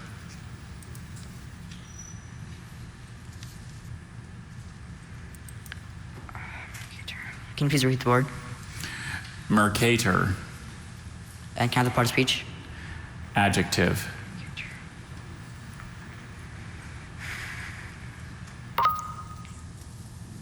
Mercator, M-E-R-C-A-T-E-R, Mercator. Mercator is spelled M-E-R-C-A-T-O-R. Vihan, we watched you last year in Orlando finish in 7th place, and we knew we had something special in you, especially when you came back this year. And I want to give a special thanks to your sponsor, the Rappaport Holdings LLC, who is here tonight cheering you on, as all of us are, for the incredible young man and the incredible speller that you are. I know you've got another year of eligibility. We'll hope to see you back. Nice job, Vihan. And as always, some heartfelt words from Mary Brooks, who's been doing that for so long. But there's another important thing to remember. We've only had one correct spelling in this round. If no one else gets it right, there would be a potential championship moment. If that doesn't work out, Vihan could be back in. We're that far in the competition where there's still a lot of possibilities here, so it may not be the end. This is intense, Paul. All right, now let's take a moment to learn a little more about a speller who's in kind of a reflective mood. She is in her very last year as a bee contender. It's amazing. It's a great feeling to be there, and I've been looking forward to this experience for a while. It's my 4th B, anticholinergic. That is correct. This experience carries so much more gravity now that it's my final one. I've always had an interest for words since I was very young. I've always loved to read. I have a lot of varied interests. I play piano. I do Indian classical music, Carnatic music. I love traveling with my family, and I definitely want to do more of that after my bee journey is over. And I'm going to go out there and give my best, and of course winning would be great, and that is definitely my goal. Quinquefolia late. Congratulations. Thank you. Oh my goodness. 6 syllables, 16 letters, 1 correct spelling. And now it's Harini's turn up on the stage to get her next word. Hi, Harini. Hi, Dr. Bailey. Your word is Toramakian. Toramakian. Could I please have the definition? Of or relating to the art or practice of bullfighting. Could I please have the language of origin? This word consists of a word that went from Greek to Spanish plus an English combining form. Toramakian. Does this come... Actually, could I have the language of origin one more time? Greek to Spanish plus an English combining form. Does this come from the Greek root Taurus, meaning bull? Yes. Does this come from the Greek root maki, meaning fighting? Yes. Could you please repeat the word? Toramakian. Are there any alternate pronunciations? Just the one. Toramakian. Could you please repeat the definition? Of or relating to the art or practice of bullfighting. Toramakian. Could you please repeat the word? Toramakian. Toramakian. T-A-U-R-O-M-A-C-H-I-A-N.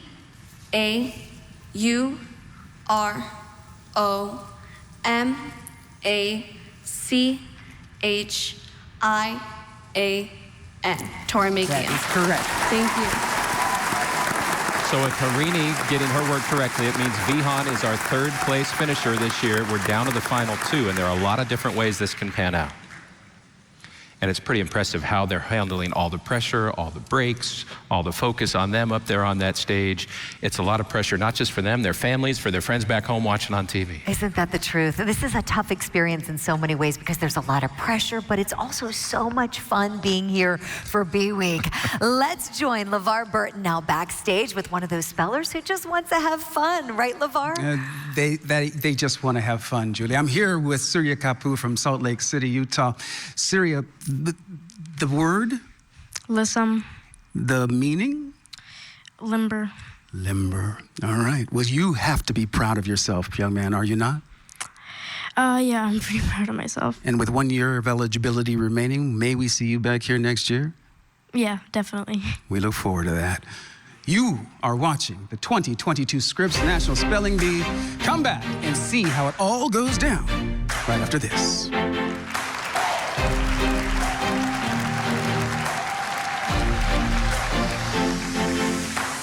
Thousands of schools compete in the bee. Has your school caught the buzz?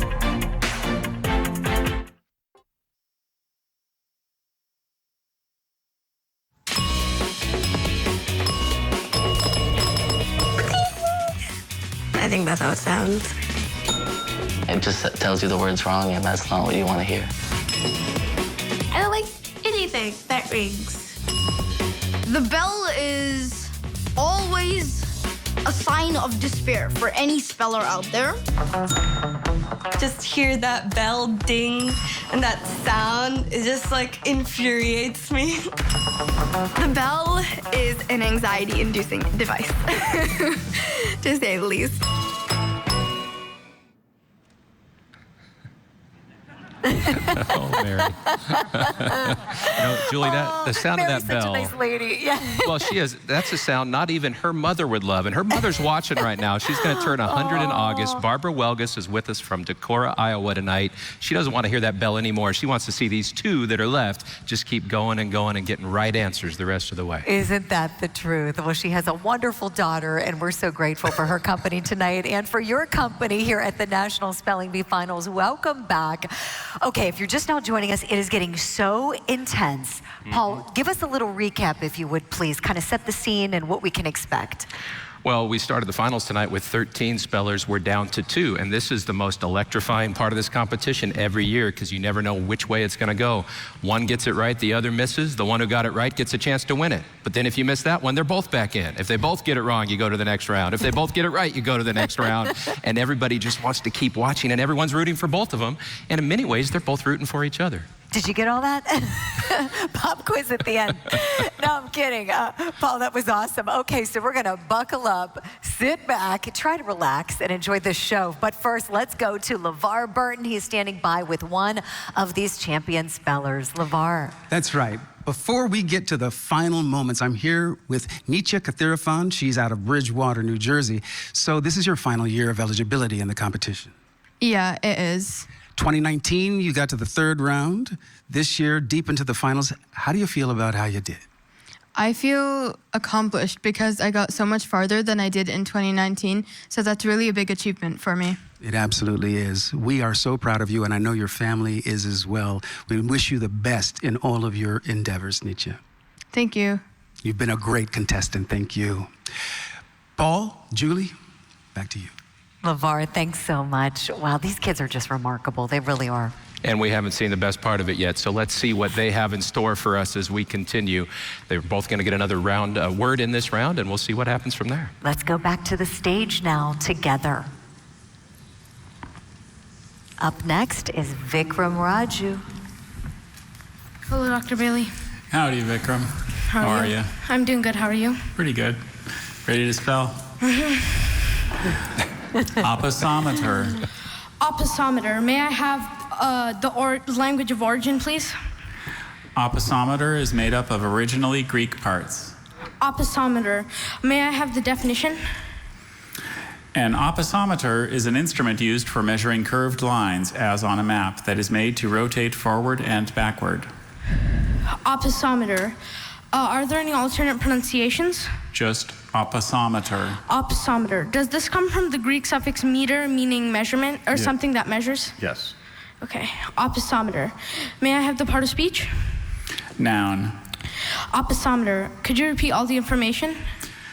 Opposometer is a noun made up of originally Greek parts. An opposometer is an instrument used for measuring curved lines, as on a map, that is made to rotate forward and backward.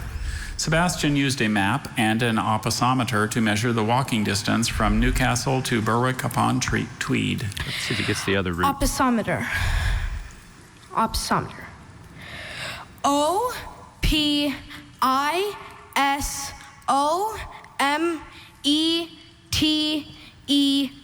Opposometer. He did it. He didn't ask about the root that means backwards because he didn't want to show off, but he's showing us he knows more about roots than LeVar Burton even. Now it's Harini Logan's turn. Hi, Dr. Bailey. Your word is ditalini. Ditalini. Can I please have the part of speech? Ditalini is a plural noun. Ditalini. Could I please have the definition? It's short, elbow-shaped pieces of macaroni. Could I please have the language of origin? Ditalini is from Italian. Ditalini. Ditalini. And are there any alternate pronunciations? Just the one, ditalini. Ditalini. Pastas can be tricky. D-I-T-A-L-I-N-I.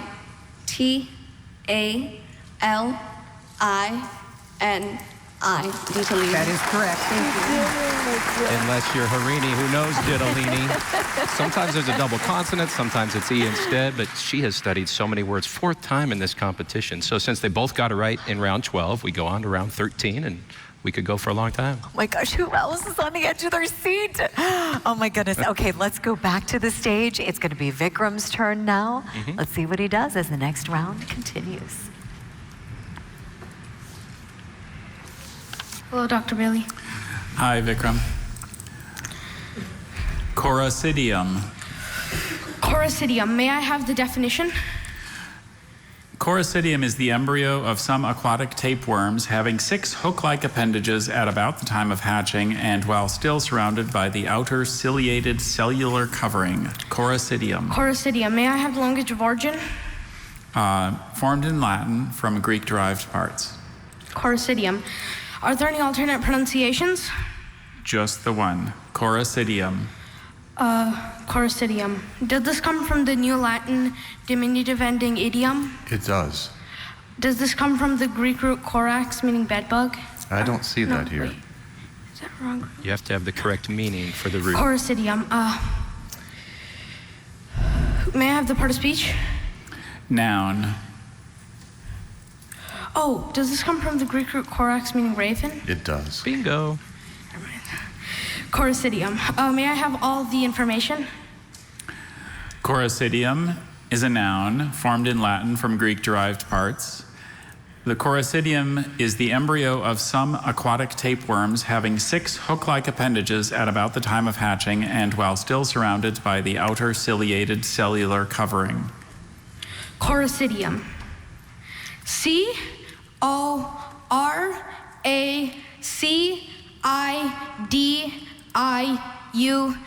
Coricidium. Look at that smile. His root knowledge is so strong, I don't think a word that's composed of Greek or Latin roots is going to get him out. It's going to have to something be much more obscure than that. Hi, Dr. Bailey. Howdy. Charadriiform. Charadriiform. Could I please have the definition? Of or relating to an order of birds, including the shorebirds, auks, gulls, and related forms. Charadriiform. Charadriiform. Could I please have all the information? Charadriiform is an adjective formed in Latin from a Greek word, possibly derived from a pre-Greek substrate word, plus a Latin combining form. Charadriiform means of or relating to an order of birds, including the shorebirds, auks, gulls, and related forms, as in, seagulls are my favorite kind of charadriiform bird because, like me, they get extremely excited about bread. Could you please repeat the word? Charadriiform. And could you please repeat the definition? Of or relating to an order of birds, including the shorebirds, auks, gulls, and related forms. Charadriiform. Charadriiform. C-H-A-R-A-D-R-I-I-F-O-R-M. That is correct. Oh, that was impressive. The double I's there. Yeah, that's a characteristically Latin element. It also had characteristically Greek parts, but she knew all of that and was familiar with the word. We have 2 strong competitors here, Julie. Harini's here for the 4th time, Vikram for the 3rd time. Their experience is really paying off, and they had some high-quality coaches, too. Isn't that the truth? Impossible to predict a winner, folks. Don't go anywhere. When we return, we might find out who will be the champion as the 2022 Scripps National Spelling Bee Finals rolls on.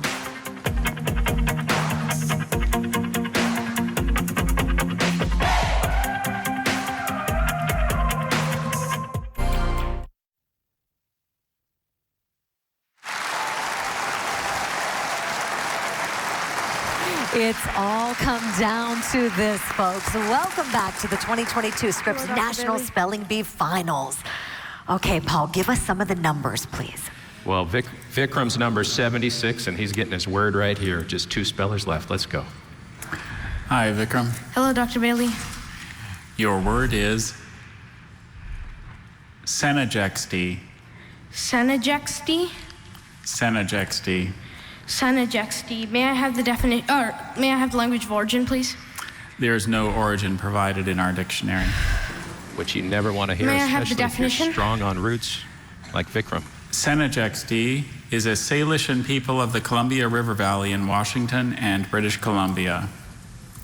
Senegexty. Senegexty. Are there any alternate pronunciations? Just the one. Senegexty. There's not a lot to guide him here if he hasn't seen this word. Senegexty. He's going to have to go with the spell it how it sounds. His knowledge of how Native American languages are anglicized. May I have the part of speech? Senegexty is a noun. And there's that schwa in the 2nd syllable that could be just about Senegexty. anything. Could you repeat all the information? Sure.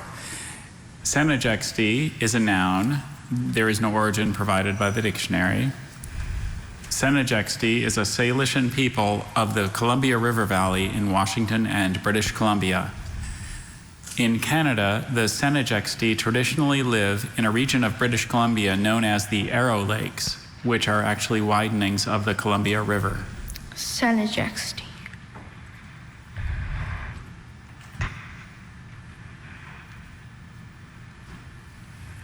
Senejexty.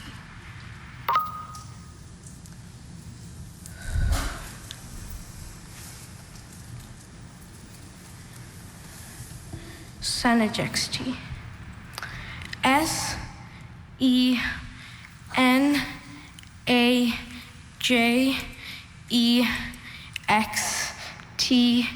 S-E-N-A-J-E-X-T-E-E. Senejexty. Senejexty is spelled S-E-N-I-J-E-X-T-E-E. So it was that schwa again.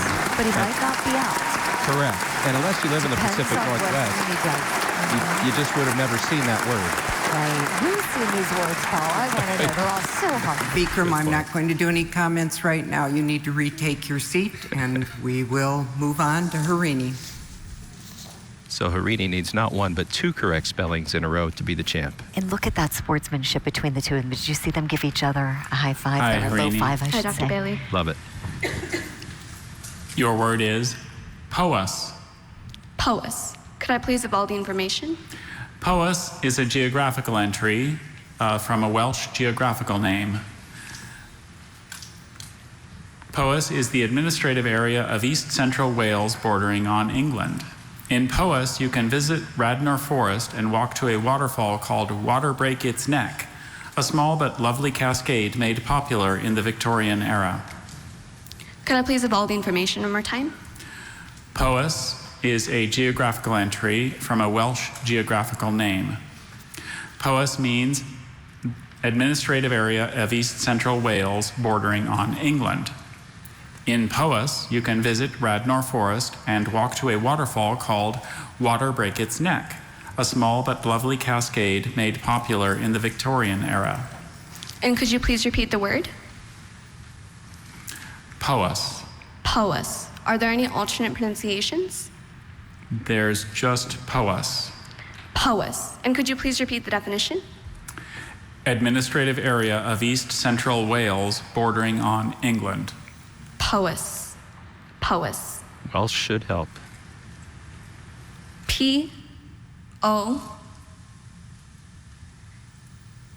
P-O-W-E-S-S. Powys. I'm sorry, Powys is P-O-W-Y-S. Thank you. Welsh features a lot of W's, a lot of Y's, but it's a geographical name. If you haven't seen on the map, you're just guessing. So they're both still in, and we'll keep this going. Both in. Because Now each of Vikram's you back up. misspelled in this round, the rules call for us to reinstate each of you and administer the next round with each of you spelling in your original order. Vikram Raju, you may approach the microphone. Hello, Dr. Bailey. Hello again. Long time no see. This word has near homonyms. Call. Call is a noun from French which formed it from a German word. A caul is a usually heated sheet of metal or other material used to equalize pressure in making plywood and in shaping veneer to a surface. Could you repeat the word? Call. Call? Call. Call? Are there any alternate pronunciation? Yeah, actually, are there any alternate pronunciations? Just the one. Call. Call? Could you repeat all the information? Caul is a noun from French which formed it from a German word. A caul is a usually heated sheet of metal or other material used to equalize pressure in making plywood and in shaping veneer to a surface. The caul ensured that the veneer applied to the top of the table was perfectly smooth and even. Could you repeat the word? Caul. Call? Could you repeat the word? Caul. Call. So he has some ideas of how it's not spelled, since it's a near homonym. But how is that vowel Does this come sound from the formed? French root call, meaning neck, or I don't see that here. does this come from the Latin root callus, meaning hill? I don't see that here. Call. Coal. And even that first letter could be in doubt for him because of the mixed etymology. Coal. He's just got to give it his best shot. C-A-U-L-L-E. Coal. Call is spelled C-A-U-L. It's always that temptation to make it a little more complicated, and knowing that it was French caused him to throw the extra L and the E. So here we go again, same scenario Harini just experienced. Hi, Harini. Hi, Dr. Bailey. How are you faring? Pretty good. Okay. Saray. Saray. Could I please have the definition? Saray is a fragrant grass of southern Asia. It's also called citronella grass. Saray. Could I please have all the information? Saray is a noun from Malay. It's a fragrant grass of southern Asia, also called citronella grass. The essential oil from the saray can be used as insect repellent. Saray. Could you please repeat the language of origin? It's from Malay. Are there any alternate pronunciations? Just saray. Saray. S-E-R-E-H. Saray. That is correct. Thank you. All right, so here we go, Julie. One more, and she's the champ.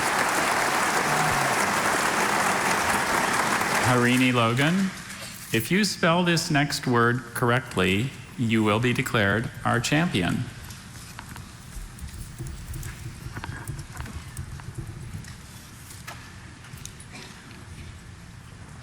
Drymus.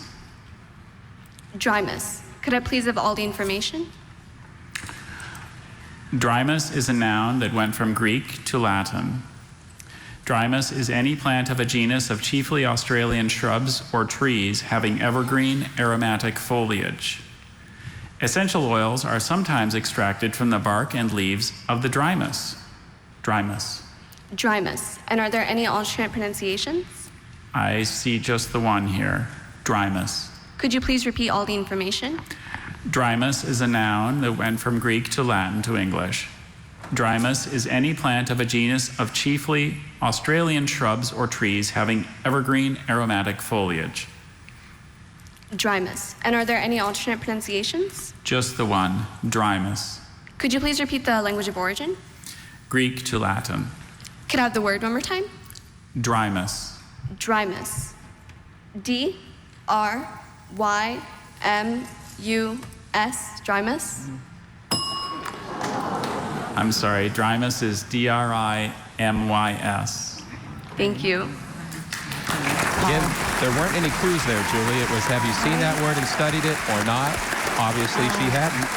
And we've gone so long without hearing that bell, and now to hear it 4 times in a row, I think the pressure is definitely felt. Oh my gosh, this is anybody's game. Howdy, Vikram. Just give us a second here.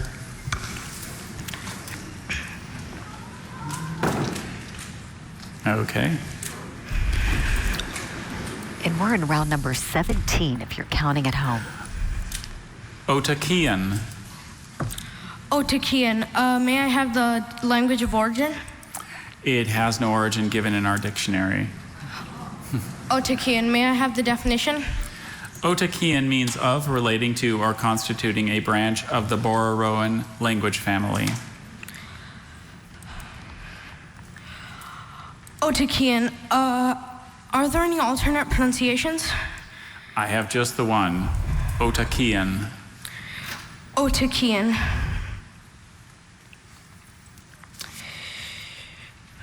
Otakian. May I have the part of speech? Adjective. Otakian.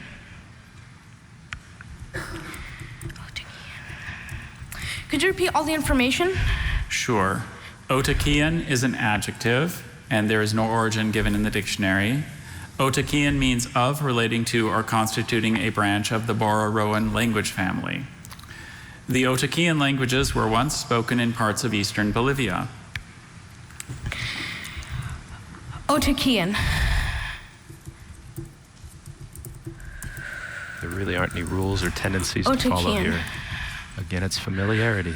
You're going to hear that a lot, it seems, with how far they've gotten here.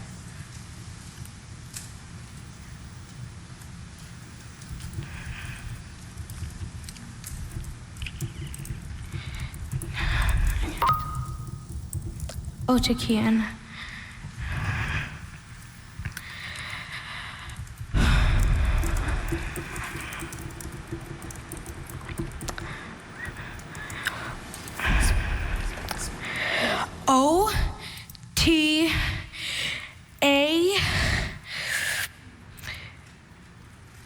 O-T-A-K-I-N, Otakian. I'm sorry, Otakian is O-T-U-K-I-A-N. Oh, can't you just feel the pressure? I have to think everyone at home watching has to have their hearts going out to these kids and the pressure they must be feeling. Hi, Harini. Hi, Dr. Bailey. Myricetin. Myricetin. Could I please have all the information? Myricetin is a noun from a probably originally Semitic word that passed into Greek and then Latin, plus ultimately Greek-derived English combining forms. Myricetin is a yellow crystalline flavone dye obtained from many plants, as from the bark of the box myrtle and the leaves of sumacs. Myricetin has been shown in some lab tests to be effective in protecting cells from carcinogenic mutation. Myricetin. Myricetin.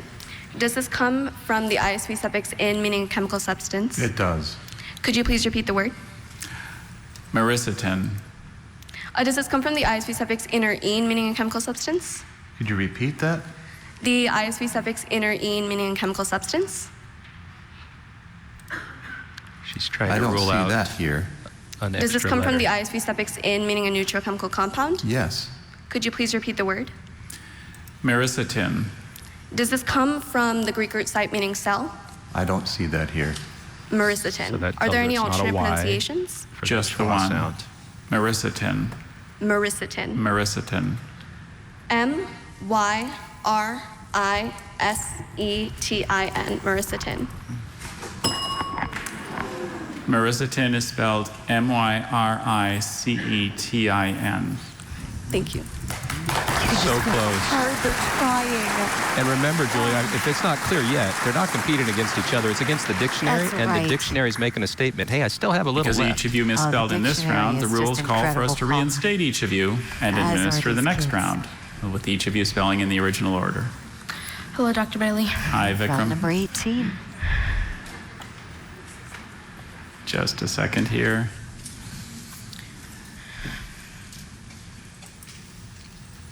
Yeah, there was some doubt a couple years ago whether the spellers had beaten the dictionary when there were 8 champions. Yeah, I would This say is they just did. the dictionary's response to it. Pyrrolidone Dictionaries or clapping back. pyrrolidone. Pyrrolidone. May I have the language of origin? It's derived from parts originally of Greek and Latin origin. Which is a strong suit for him. May I have the definition? A crystalline or liquid derivative of amino carboxylic acids made by a series of steps using acetylene, formaldehyde, and ammonia. May I have, are there any alternate pronunciations? We've got pyrrolidone and pyrrolidone. Pyrrolidone. Does this come from the Greek root pyre, meaning fire? Yes. Pyrrolidone. Does this come from the ISV suffix "-one", meaning like a type of chemical compound?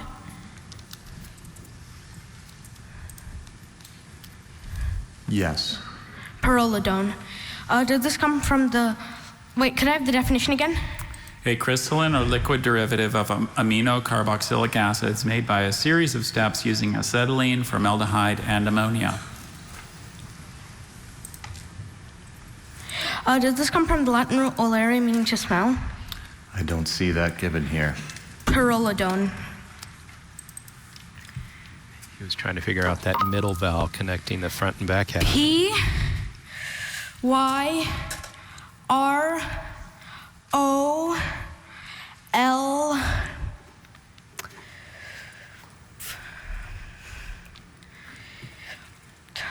A-D-O-N-E, pyrrolidone. I'm sorry, Vikram. Pyrrolidone is spelled Pyrrolidone. That's why they hesitated to respond when he asked that root word question, because the answer was actually misleading to this particular word. I'm so impressed by their questions. Hi, Harini. Paul. Hi, These Dr. children Harini. are so smart in what they ask. Salarian. Salarian. Could I please have all the information? Salarian is an adjective. It's from a part that passed from Greek to Latin plus an English combining form. Salarian means of or relating to a family of marine decapod crustaceans having the body broad and flat, the antenna short and scale-like, and the eyes in sockets in the carapace, and living in shallow water buried in mud or sand. Could you please repeat the word? Salarian. Does this come from the Greek root seal meaning cavity? I don't see that here. Are there any other alternate pronunciations? Just Salarian. Salarian. And could I please have the word one more time? Salarian. Salarian. Does this come from the Latin root seal meaning hair? I don't see that given here. Could I have the word one more time? Salarian. Could you repeat the definition? Of or relating to a family of marine decapod crustaceans having the body broad and flat, the antennae short and scale-like, and the eyes in sockets in the carapace, and living in shallow water buried in mud or sand. Salarian. Salarian. And can I have the language of origin one more time? It's from a part that passed from Greek to Latin plus an English combining form. Salarian. Could you repeat the language of origin actually one more time?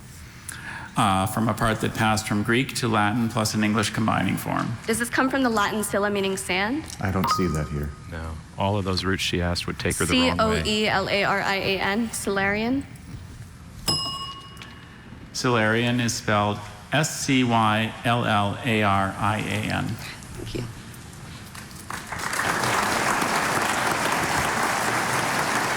So the spelling bee, Julie, is all about the unexpected. You never know what's going to happen, and we've seen that tonight. We've seen some incredible words that they deciphered. We've seen a lot of words in these final rounds that were undecipherable, and we're about to make some spelling bee history here. Oh my goodness, it's really so incredible when you think about how many hours of preparation goes into just getting here tonight, and how many B's these children had to win to get here tonight. And you can feel that disappointment and that I guess what is the word? Just that well, it's kind of frustration is maybe the word when you've worked so hard and then can't quite get there, because what they're working with is just so voluminous.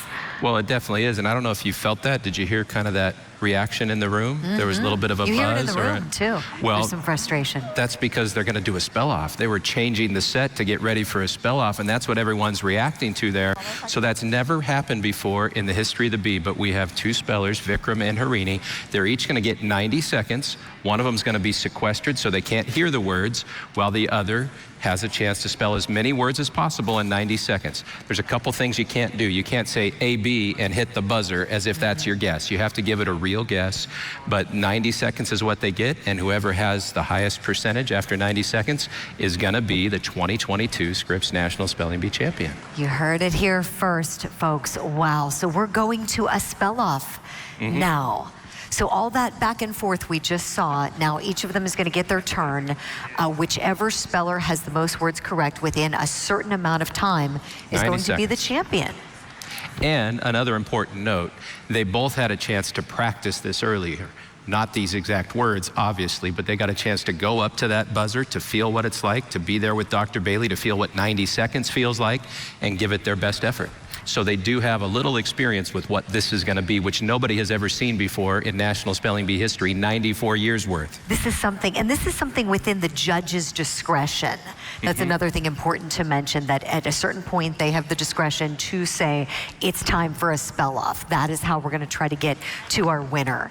And so we'll see if I think it's going to be a different kind of energy, Paul, don't you? Because you could just kind of feel that frustration from these spellers as they were up there getting so close and then not so close. And now it's going to be like, kind of like speedy spelling is kind of another way to think of it. That's at least what I was thinking earlier when I got a glimpse of it. Yeah, you really have to have a wider array of talents than you've ever had to have to be a spelling bee champion. We saw earlier word meaning knocked out 5 in the finals tonight. Last year, word meaning didn't get any finalists out. And now they're going to have this speed pressure. But again, they had experience earlier today. They know what it feels like, and they know this is it. They don't have to think about the words they just got wrong. These are going to be straightforward words that they're probably familiar with most of, and it's going to have to get each letter out correctly. And then it may take, we'll see, it may take a few moments after they spell for the judges to make sure they heard every letter correctly and make sure that count is accurate before they declare a champ. So you won't know with each word. It'll be after they're finished that the judges will go through everything and count it all out. Wow, this is really something. We're witnessing spelling bee history, folks, in the finals here in the year 2022. This is just remarkable. And I hope all these children know, Paul, just how extraordinary they are, even to get here to Washington. Because as I was saying before, as we can feel that pressure as we're just watching it and feeling nervous for them, I hope they know when they encounter people all throughout their lives, people are going to be so impressed with them that they just made it here to the Scripps Bee. I mean, really, don't be embarrassed. I promise you, kids, if you didn't make it to the last 2 here, you are going to do so well in life. Take my word for it. Promise you can take that to the bank. And speaking of the bank, the winner gets $50,000 and a little more. The runner-up still gets $25,000. So there's a big payday in store for both of these outstanding spellers. And let's not forget our friend Vihan, who finished 3rd, 7th last year, 3rd this year. Such an impressive showing. We were moving on with the competition and didn't get to focus on him as much. He'll be a favorite next year. Vikram could be a favorite next year if he doesn't win it right now. But Harini and Vikram both have put in so much time. They both have coaches who are former spellers here. Wow. You have Scott Reamer coaching Vikram, and he finished very well from your home state of Ohio. And then with Harini, Grace Walters, a fellow Texan, has been coaching her up. And so these coaches have been invested with a lot of spellers too. And I'm sure it was probably harder for them with each of those words we just heard than the spellers themselves. There's a lot of people riding on this moment that none of us have ever seen before. It's about to happen. And you're really getting some inside scoop, folks, that there are coaches. I mean, back when I was a participant in this bee, I don't think there were any coaches. Were there when you were in the bee, Paul? Well, I had my mom. I mean, who could be a better coach than your mom? Moms are the best coaches and dads. But Shout I out wasn't to all paying the her. moms and dads and siblings. I know. We should have paid them, right? She was bribing me with baseball cards so I keep studying. But no, this is a serious business. And so many hopes and dreams are wrapped up in what's about to happen on that stage. And again, just an impressive showing by all these spellers. I know the last few minutes have been tough because we've heard that bell more than we wanted to. It doesn't take away from the hours and hours and years of preparation for both of these outstanding young people. Isn't that the truth? You know, so much time is invested in this, and I think that's what's so tough about it. I think that's why there is so much disappointment, because there's a lot of luck involved, folks. I can't stress that enough. I was saying it last night during the semifinals, and I think it's worth repeating here. These children are over-prepared. They're not just prepared. They are over-prepared to knock it out of the park. It could be anyone here that wins. Year after year, it's anybody's game. You know that, Paul, from such a history here. I mean, you've done this since 2006. You've done the broadcasting of it. And haven't you seen that it's really anyone's game? And sometimes it's, as you said, that overcomplication of a word, you know, the kind of the mental aspect that can have somebody drop out when they could have continued. It's so difficult. And we talk about it, we tell you what it feels like, but nobody really knows the way these young people do. You heard from Zaila earlier talking about her experience as the champion last year. LeVar's done such a great job with all those spellers behind the scenes telling you how it really feels. But even as they explain it to us, we don't really know unless you're up there. And in this case, with the spell off, nobody's ever done it before. So they don't know, we don't know. This is going to be some spelling bee history right before our eyes. Oh my gosh. And like Paul said, we got a little glimpse of it this afternoon as we were getting some things ready technically and doing a little rehearsing ourselves. And we saw the kids, all of the children who were participating in the finals tonight, got to get a feel for how that spell off would go. And it was almost like listening to a live auction or something. I think it's the best way I could describe it. I'm like just mesmerized as I'm sitting back here watching them thinking, what? Just how they can even process it in that short, fast amount of time is just stupendous. And you know what? One thing I did notice, some of the spellers said the words so fast, some of the letters blended together, and you need to be careful. I lost a spelling bee one time by doing that. I blended an I and an N together, and you couldn't tell the difference. And maybe this is because LeVar Burton showed up today. Maybe this is the pilot for his new game show or something, but let's find out right now. Let's see what this really feels like. The first ever spell-off in National Spelling Bee history.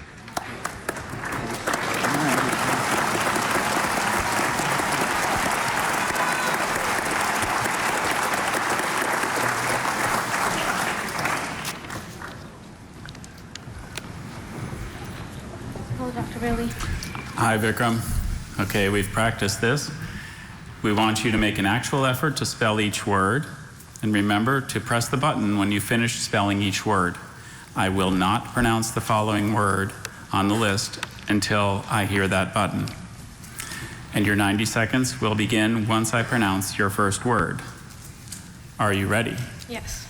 Excellent. Your first word is Spielbone. Spielbone. Spealbone. Phreatophyte. Phreatophyte. Gaidiang. Gaydiang. Parison. Parison. Exomer. Excimer. Tokia, Tokia. Toquilla. Glaucus. Glochis. Epaulement. Epaulement. Cara. Chara. Maieutic, Maieutic. Maieuttic. Calicothere. Chalicothere. Teosinti. Teosinte. Cicerary. Cicerary. Akari. Akari. Buachal. Buachal.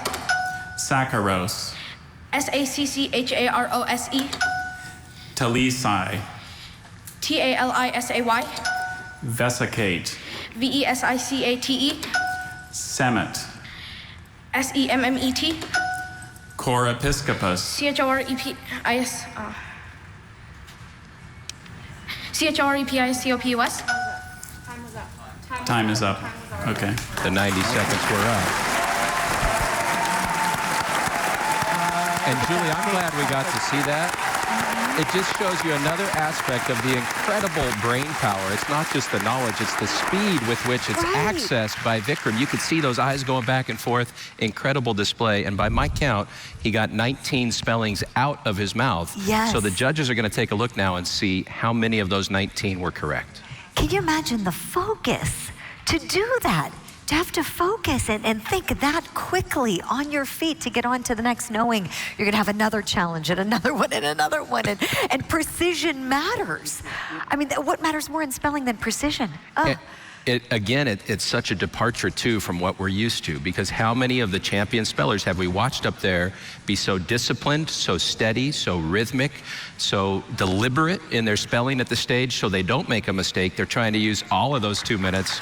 Now it's 90 seconds, boom, and let's see how Harini does with it. It's her turn.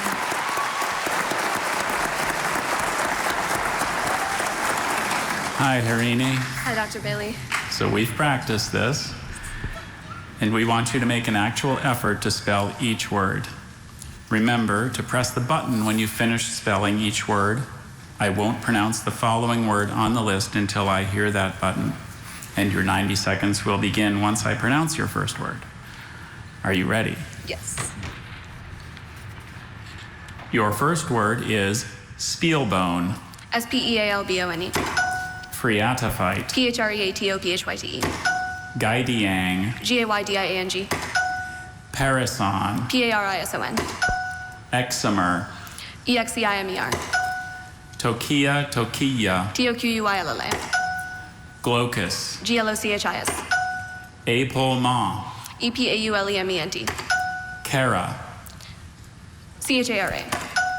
Mayutic, Mayutic. M-A-I-E-U-T-I-C. Calicothere. C-H-A-L-I-C-O-T-H-E-R-E. Teosinti.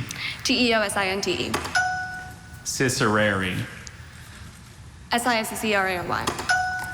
Akari. A-K-O-R-E. Buachal. B-O-U-C-H-A-L. Saccharos. S-A-C-C-H-A-R-O-S-E. Talisai. T-A-L-I-S-A-Y. Vesicate. V-E-S-I-C-A-T-E. Semet. S-E-M-M-E-T. Chorepiscopus. C-H-O-R-E-P-I-S-C-O-P-U-S. Niphofia. Niphofia. K-N-I-P-H-O-F-I-A. Hantish. H-O-T-T-I-S-H. Malbrook. M-A-L-B-R-O-U-C-K. Ornithorhynchus. O-R-N-I-T-H-O-R-H-Y-N-C-H-U-S. Nyandabai. N-A-N-D-U-B-A-Y. Moorhen. M-O-O-R-H-E-N.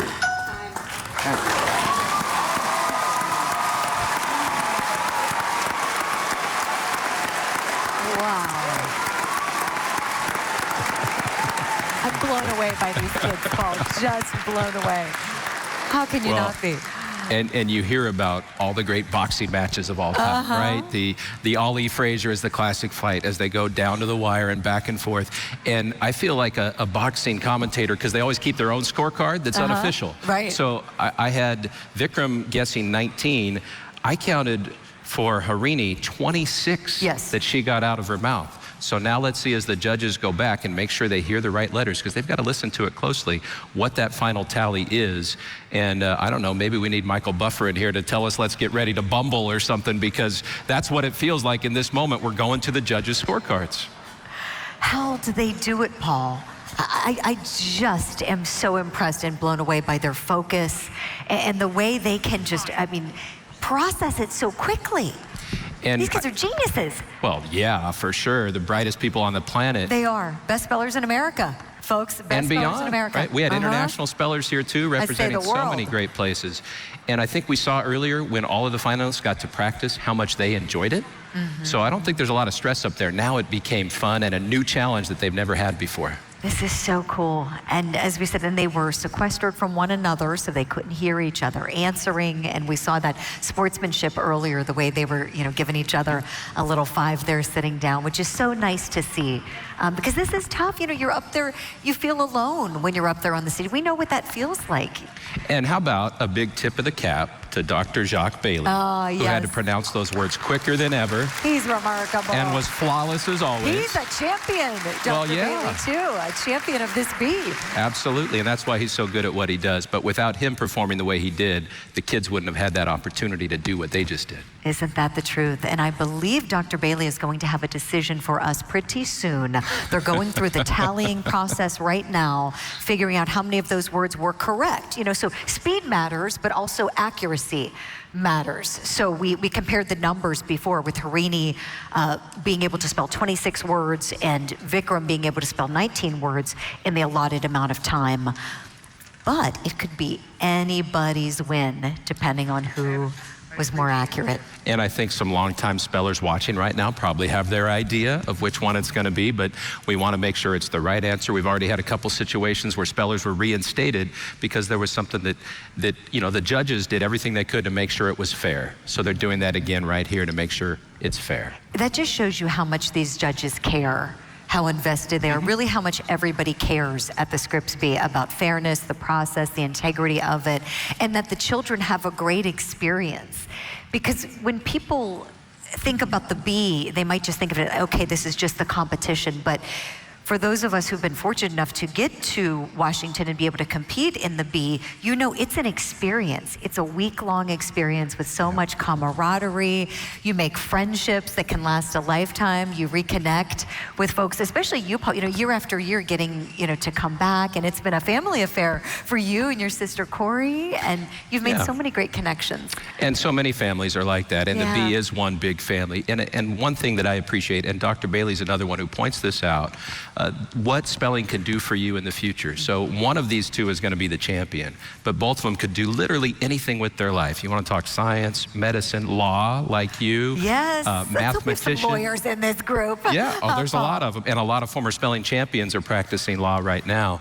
But it literally can prepare you with the discipline, the knowledge base, the vocabulary for anything you might want to do in life, or you can just do them all like Zaila told us earlier, to play basketball, go to Harvard, and then work for NASA. Right. So take your pick. She'll do it all.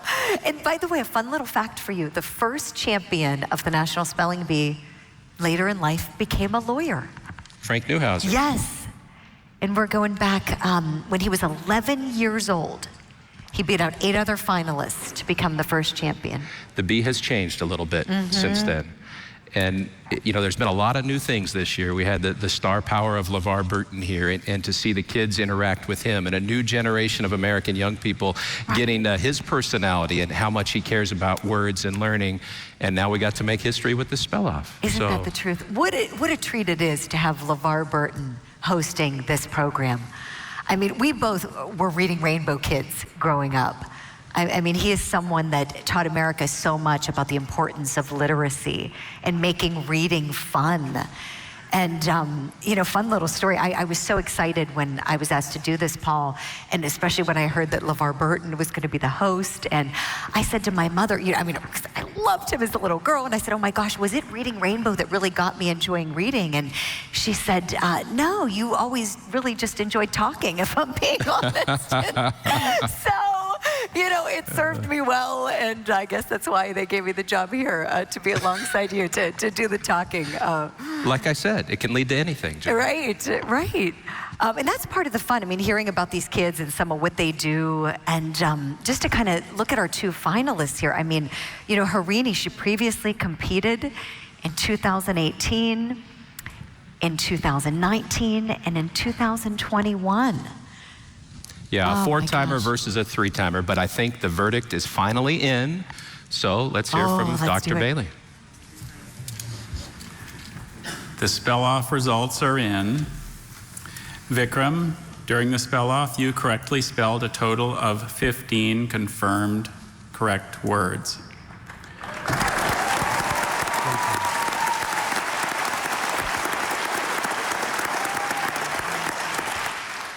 Harini, you correctly spelled a total of 21 confirmed correct words. That means that Harini, you are the 2022 Scripps National Spelling Bee champion. Congratulations. Is our winner. She is the 2022 Scripps National Spelling Bee champion. Congratulations to Harini. And up on the stage to present her with a Scripps Cup is the president and the CEO of the EW Scripps Company, Mr. Adam Simpson. There he is, handing her the trophy. Harini Logan, on behalf of the EW Scripps Company, I'm pleased to present you with the Scripps Cup and crown you the 2022 Scripps National Spelling Bee champion. Can you hold it?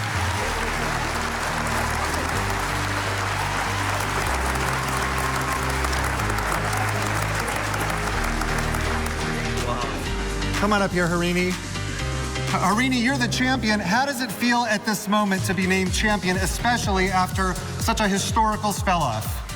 I think, well, honestly, just so surreal. Of course, this is my 4th time at the Bee, and this is just such a dream, and wow, I'm just overwhelmed. So much confidence, so much poise, and how did you feel with it coming down to a spell-off? Such an incredible competition between the 2 of you. Thank you. Yeah, first I was a little, I guess, uneasy, but I just decided to take it in stride. And, you know, like, we knew this was going to be a part of the competition, like, if it comes up to it. And I think really I just had to take a deep breath and tell myself that I just go out there and do my best, and whatever happens, it happens. Well, you certainly have the poise and the confidence. You've done an incredible job tonight. We're going to hear now from our second place finisher. Also, I'm going to toss it over to LeVar. Vikram, you are a little disappointed, I can tell, but you must be very proud of yourself, yes? Yes. 3 years, yes. Yes.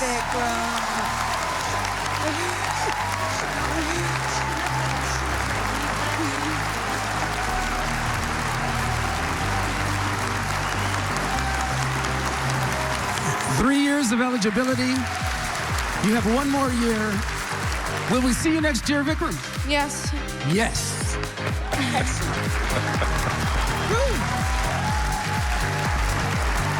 Julie and Paul? Wow. Wow, Julie. Oh my gosh. You know, Vikram needs to be so proud of himself. That is tough to be in that position, but I hope he knows America is so proud of him. He is certainly a champion as well. And all of these finalists. Harini, our winner this year. Absolutely. All these spellers are incredible. Harini has a moment we've never seen before. And let's not forget, she was out of the competition until that appeal put her back in. You never know what might happen at the Scripps National Spelling Bee. Congrats to Harini and all of our finalists. We hope to see you back here next year and hope you enjoyed this just as much as we did. For LeVar Burton, for the birthday girl, Julie Grant, and all of us here at the 2022 Scripps National Spelling Bee, thank you so much for joining us. Good night.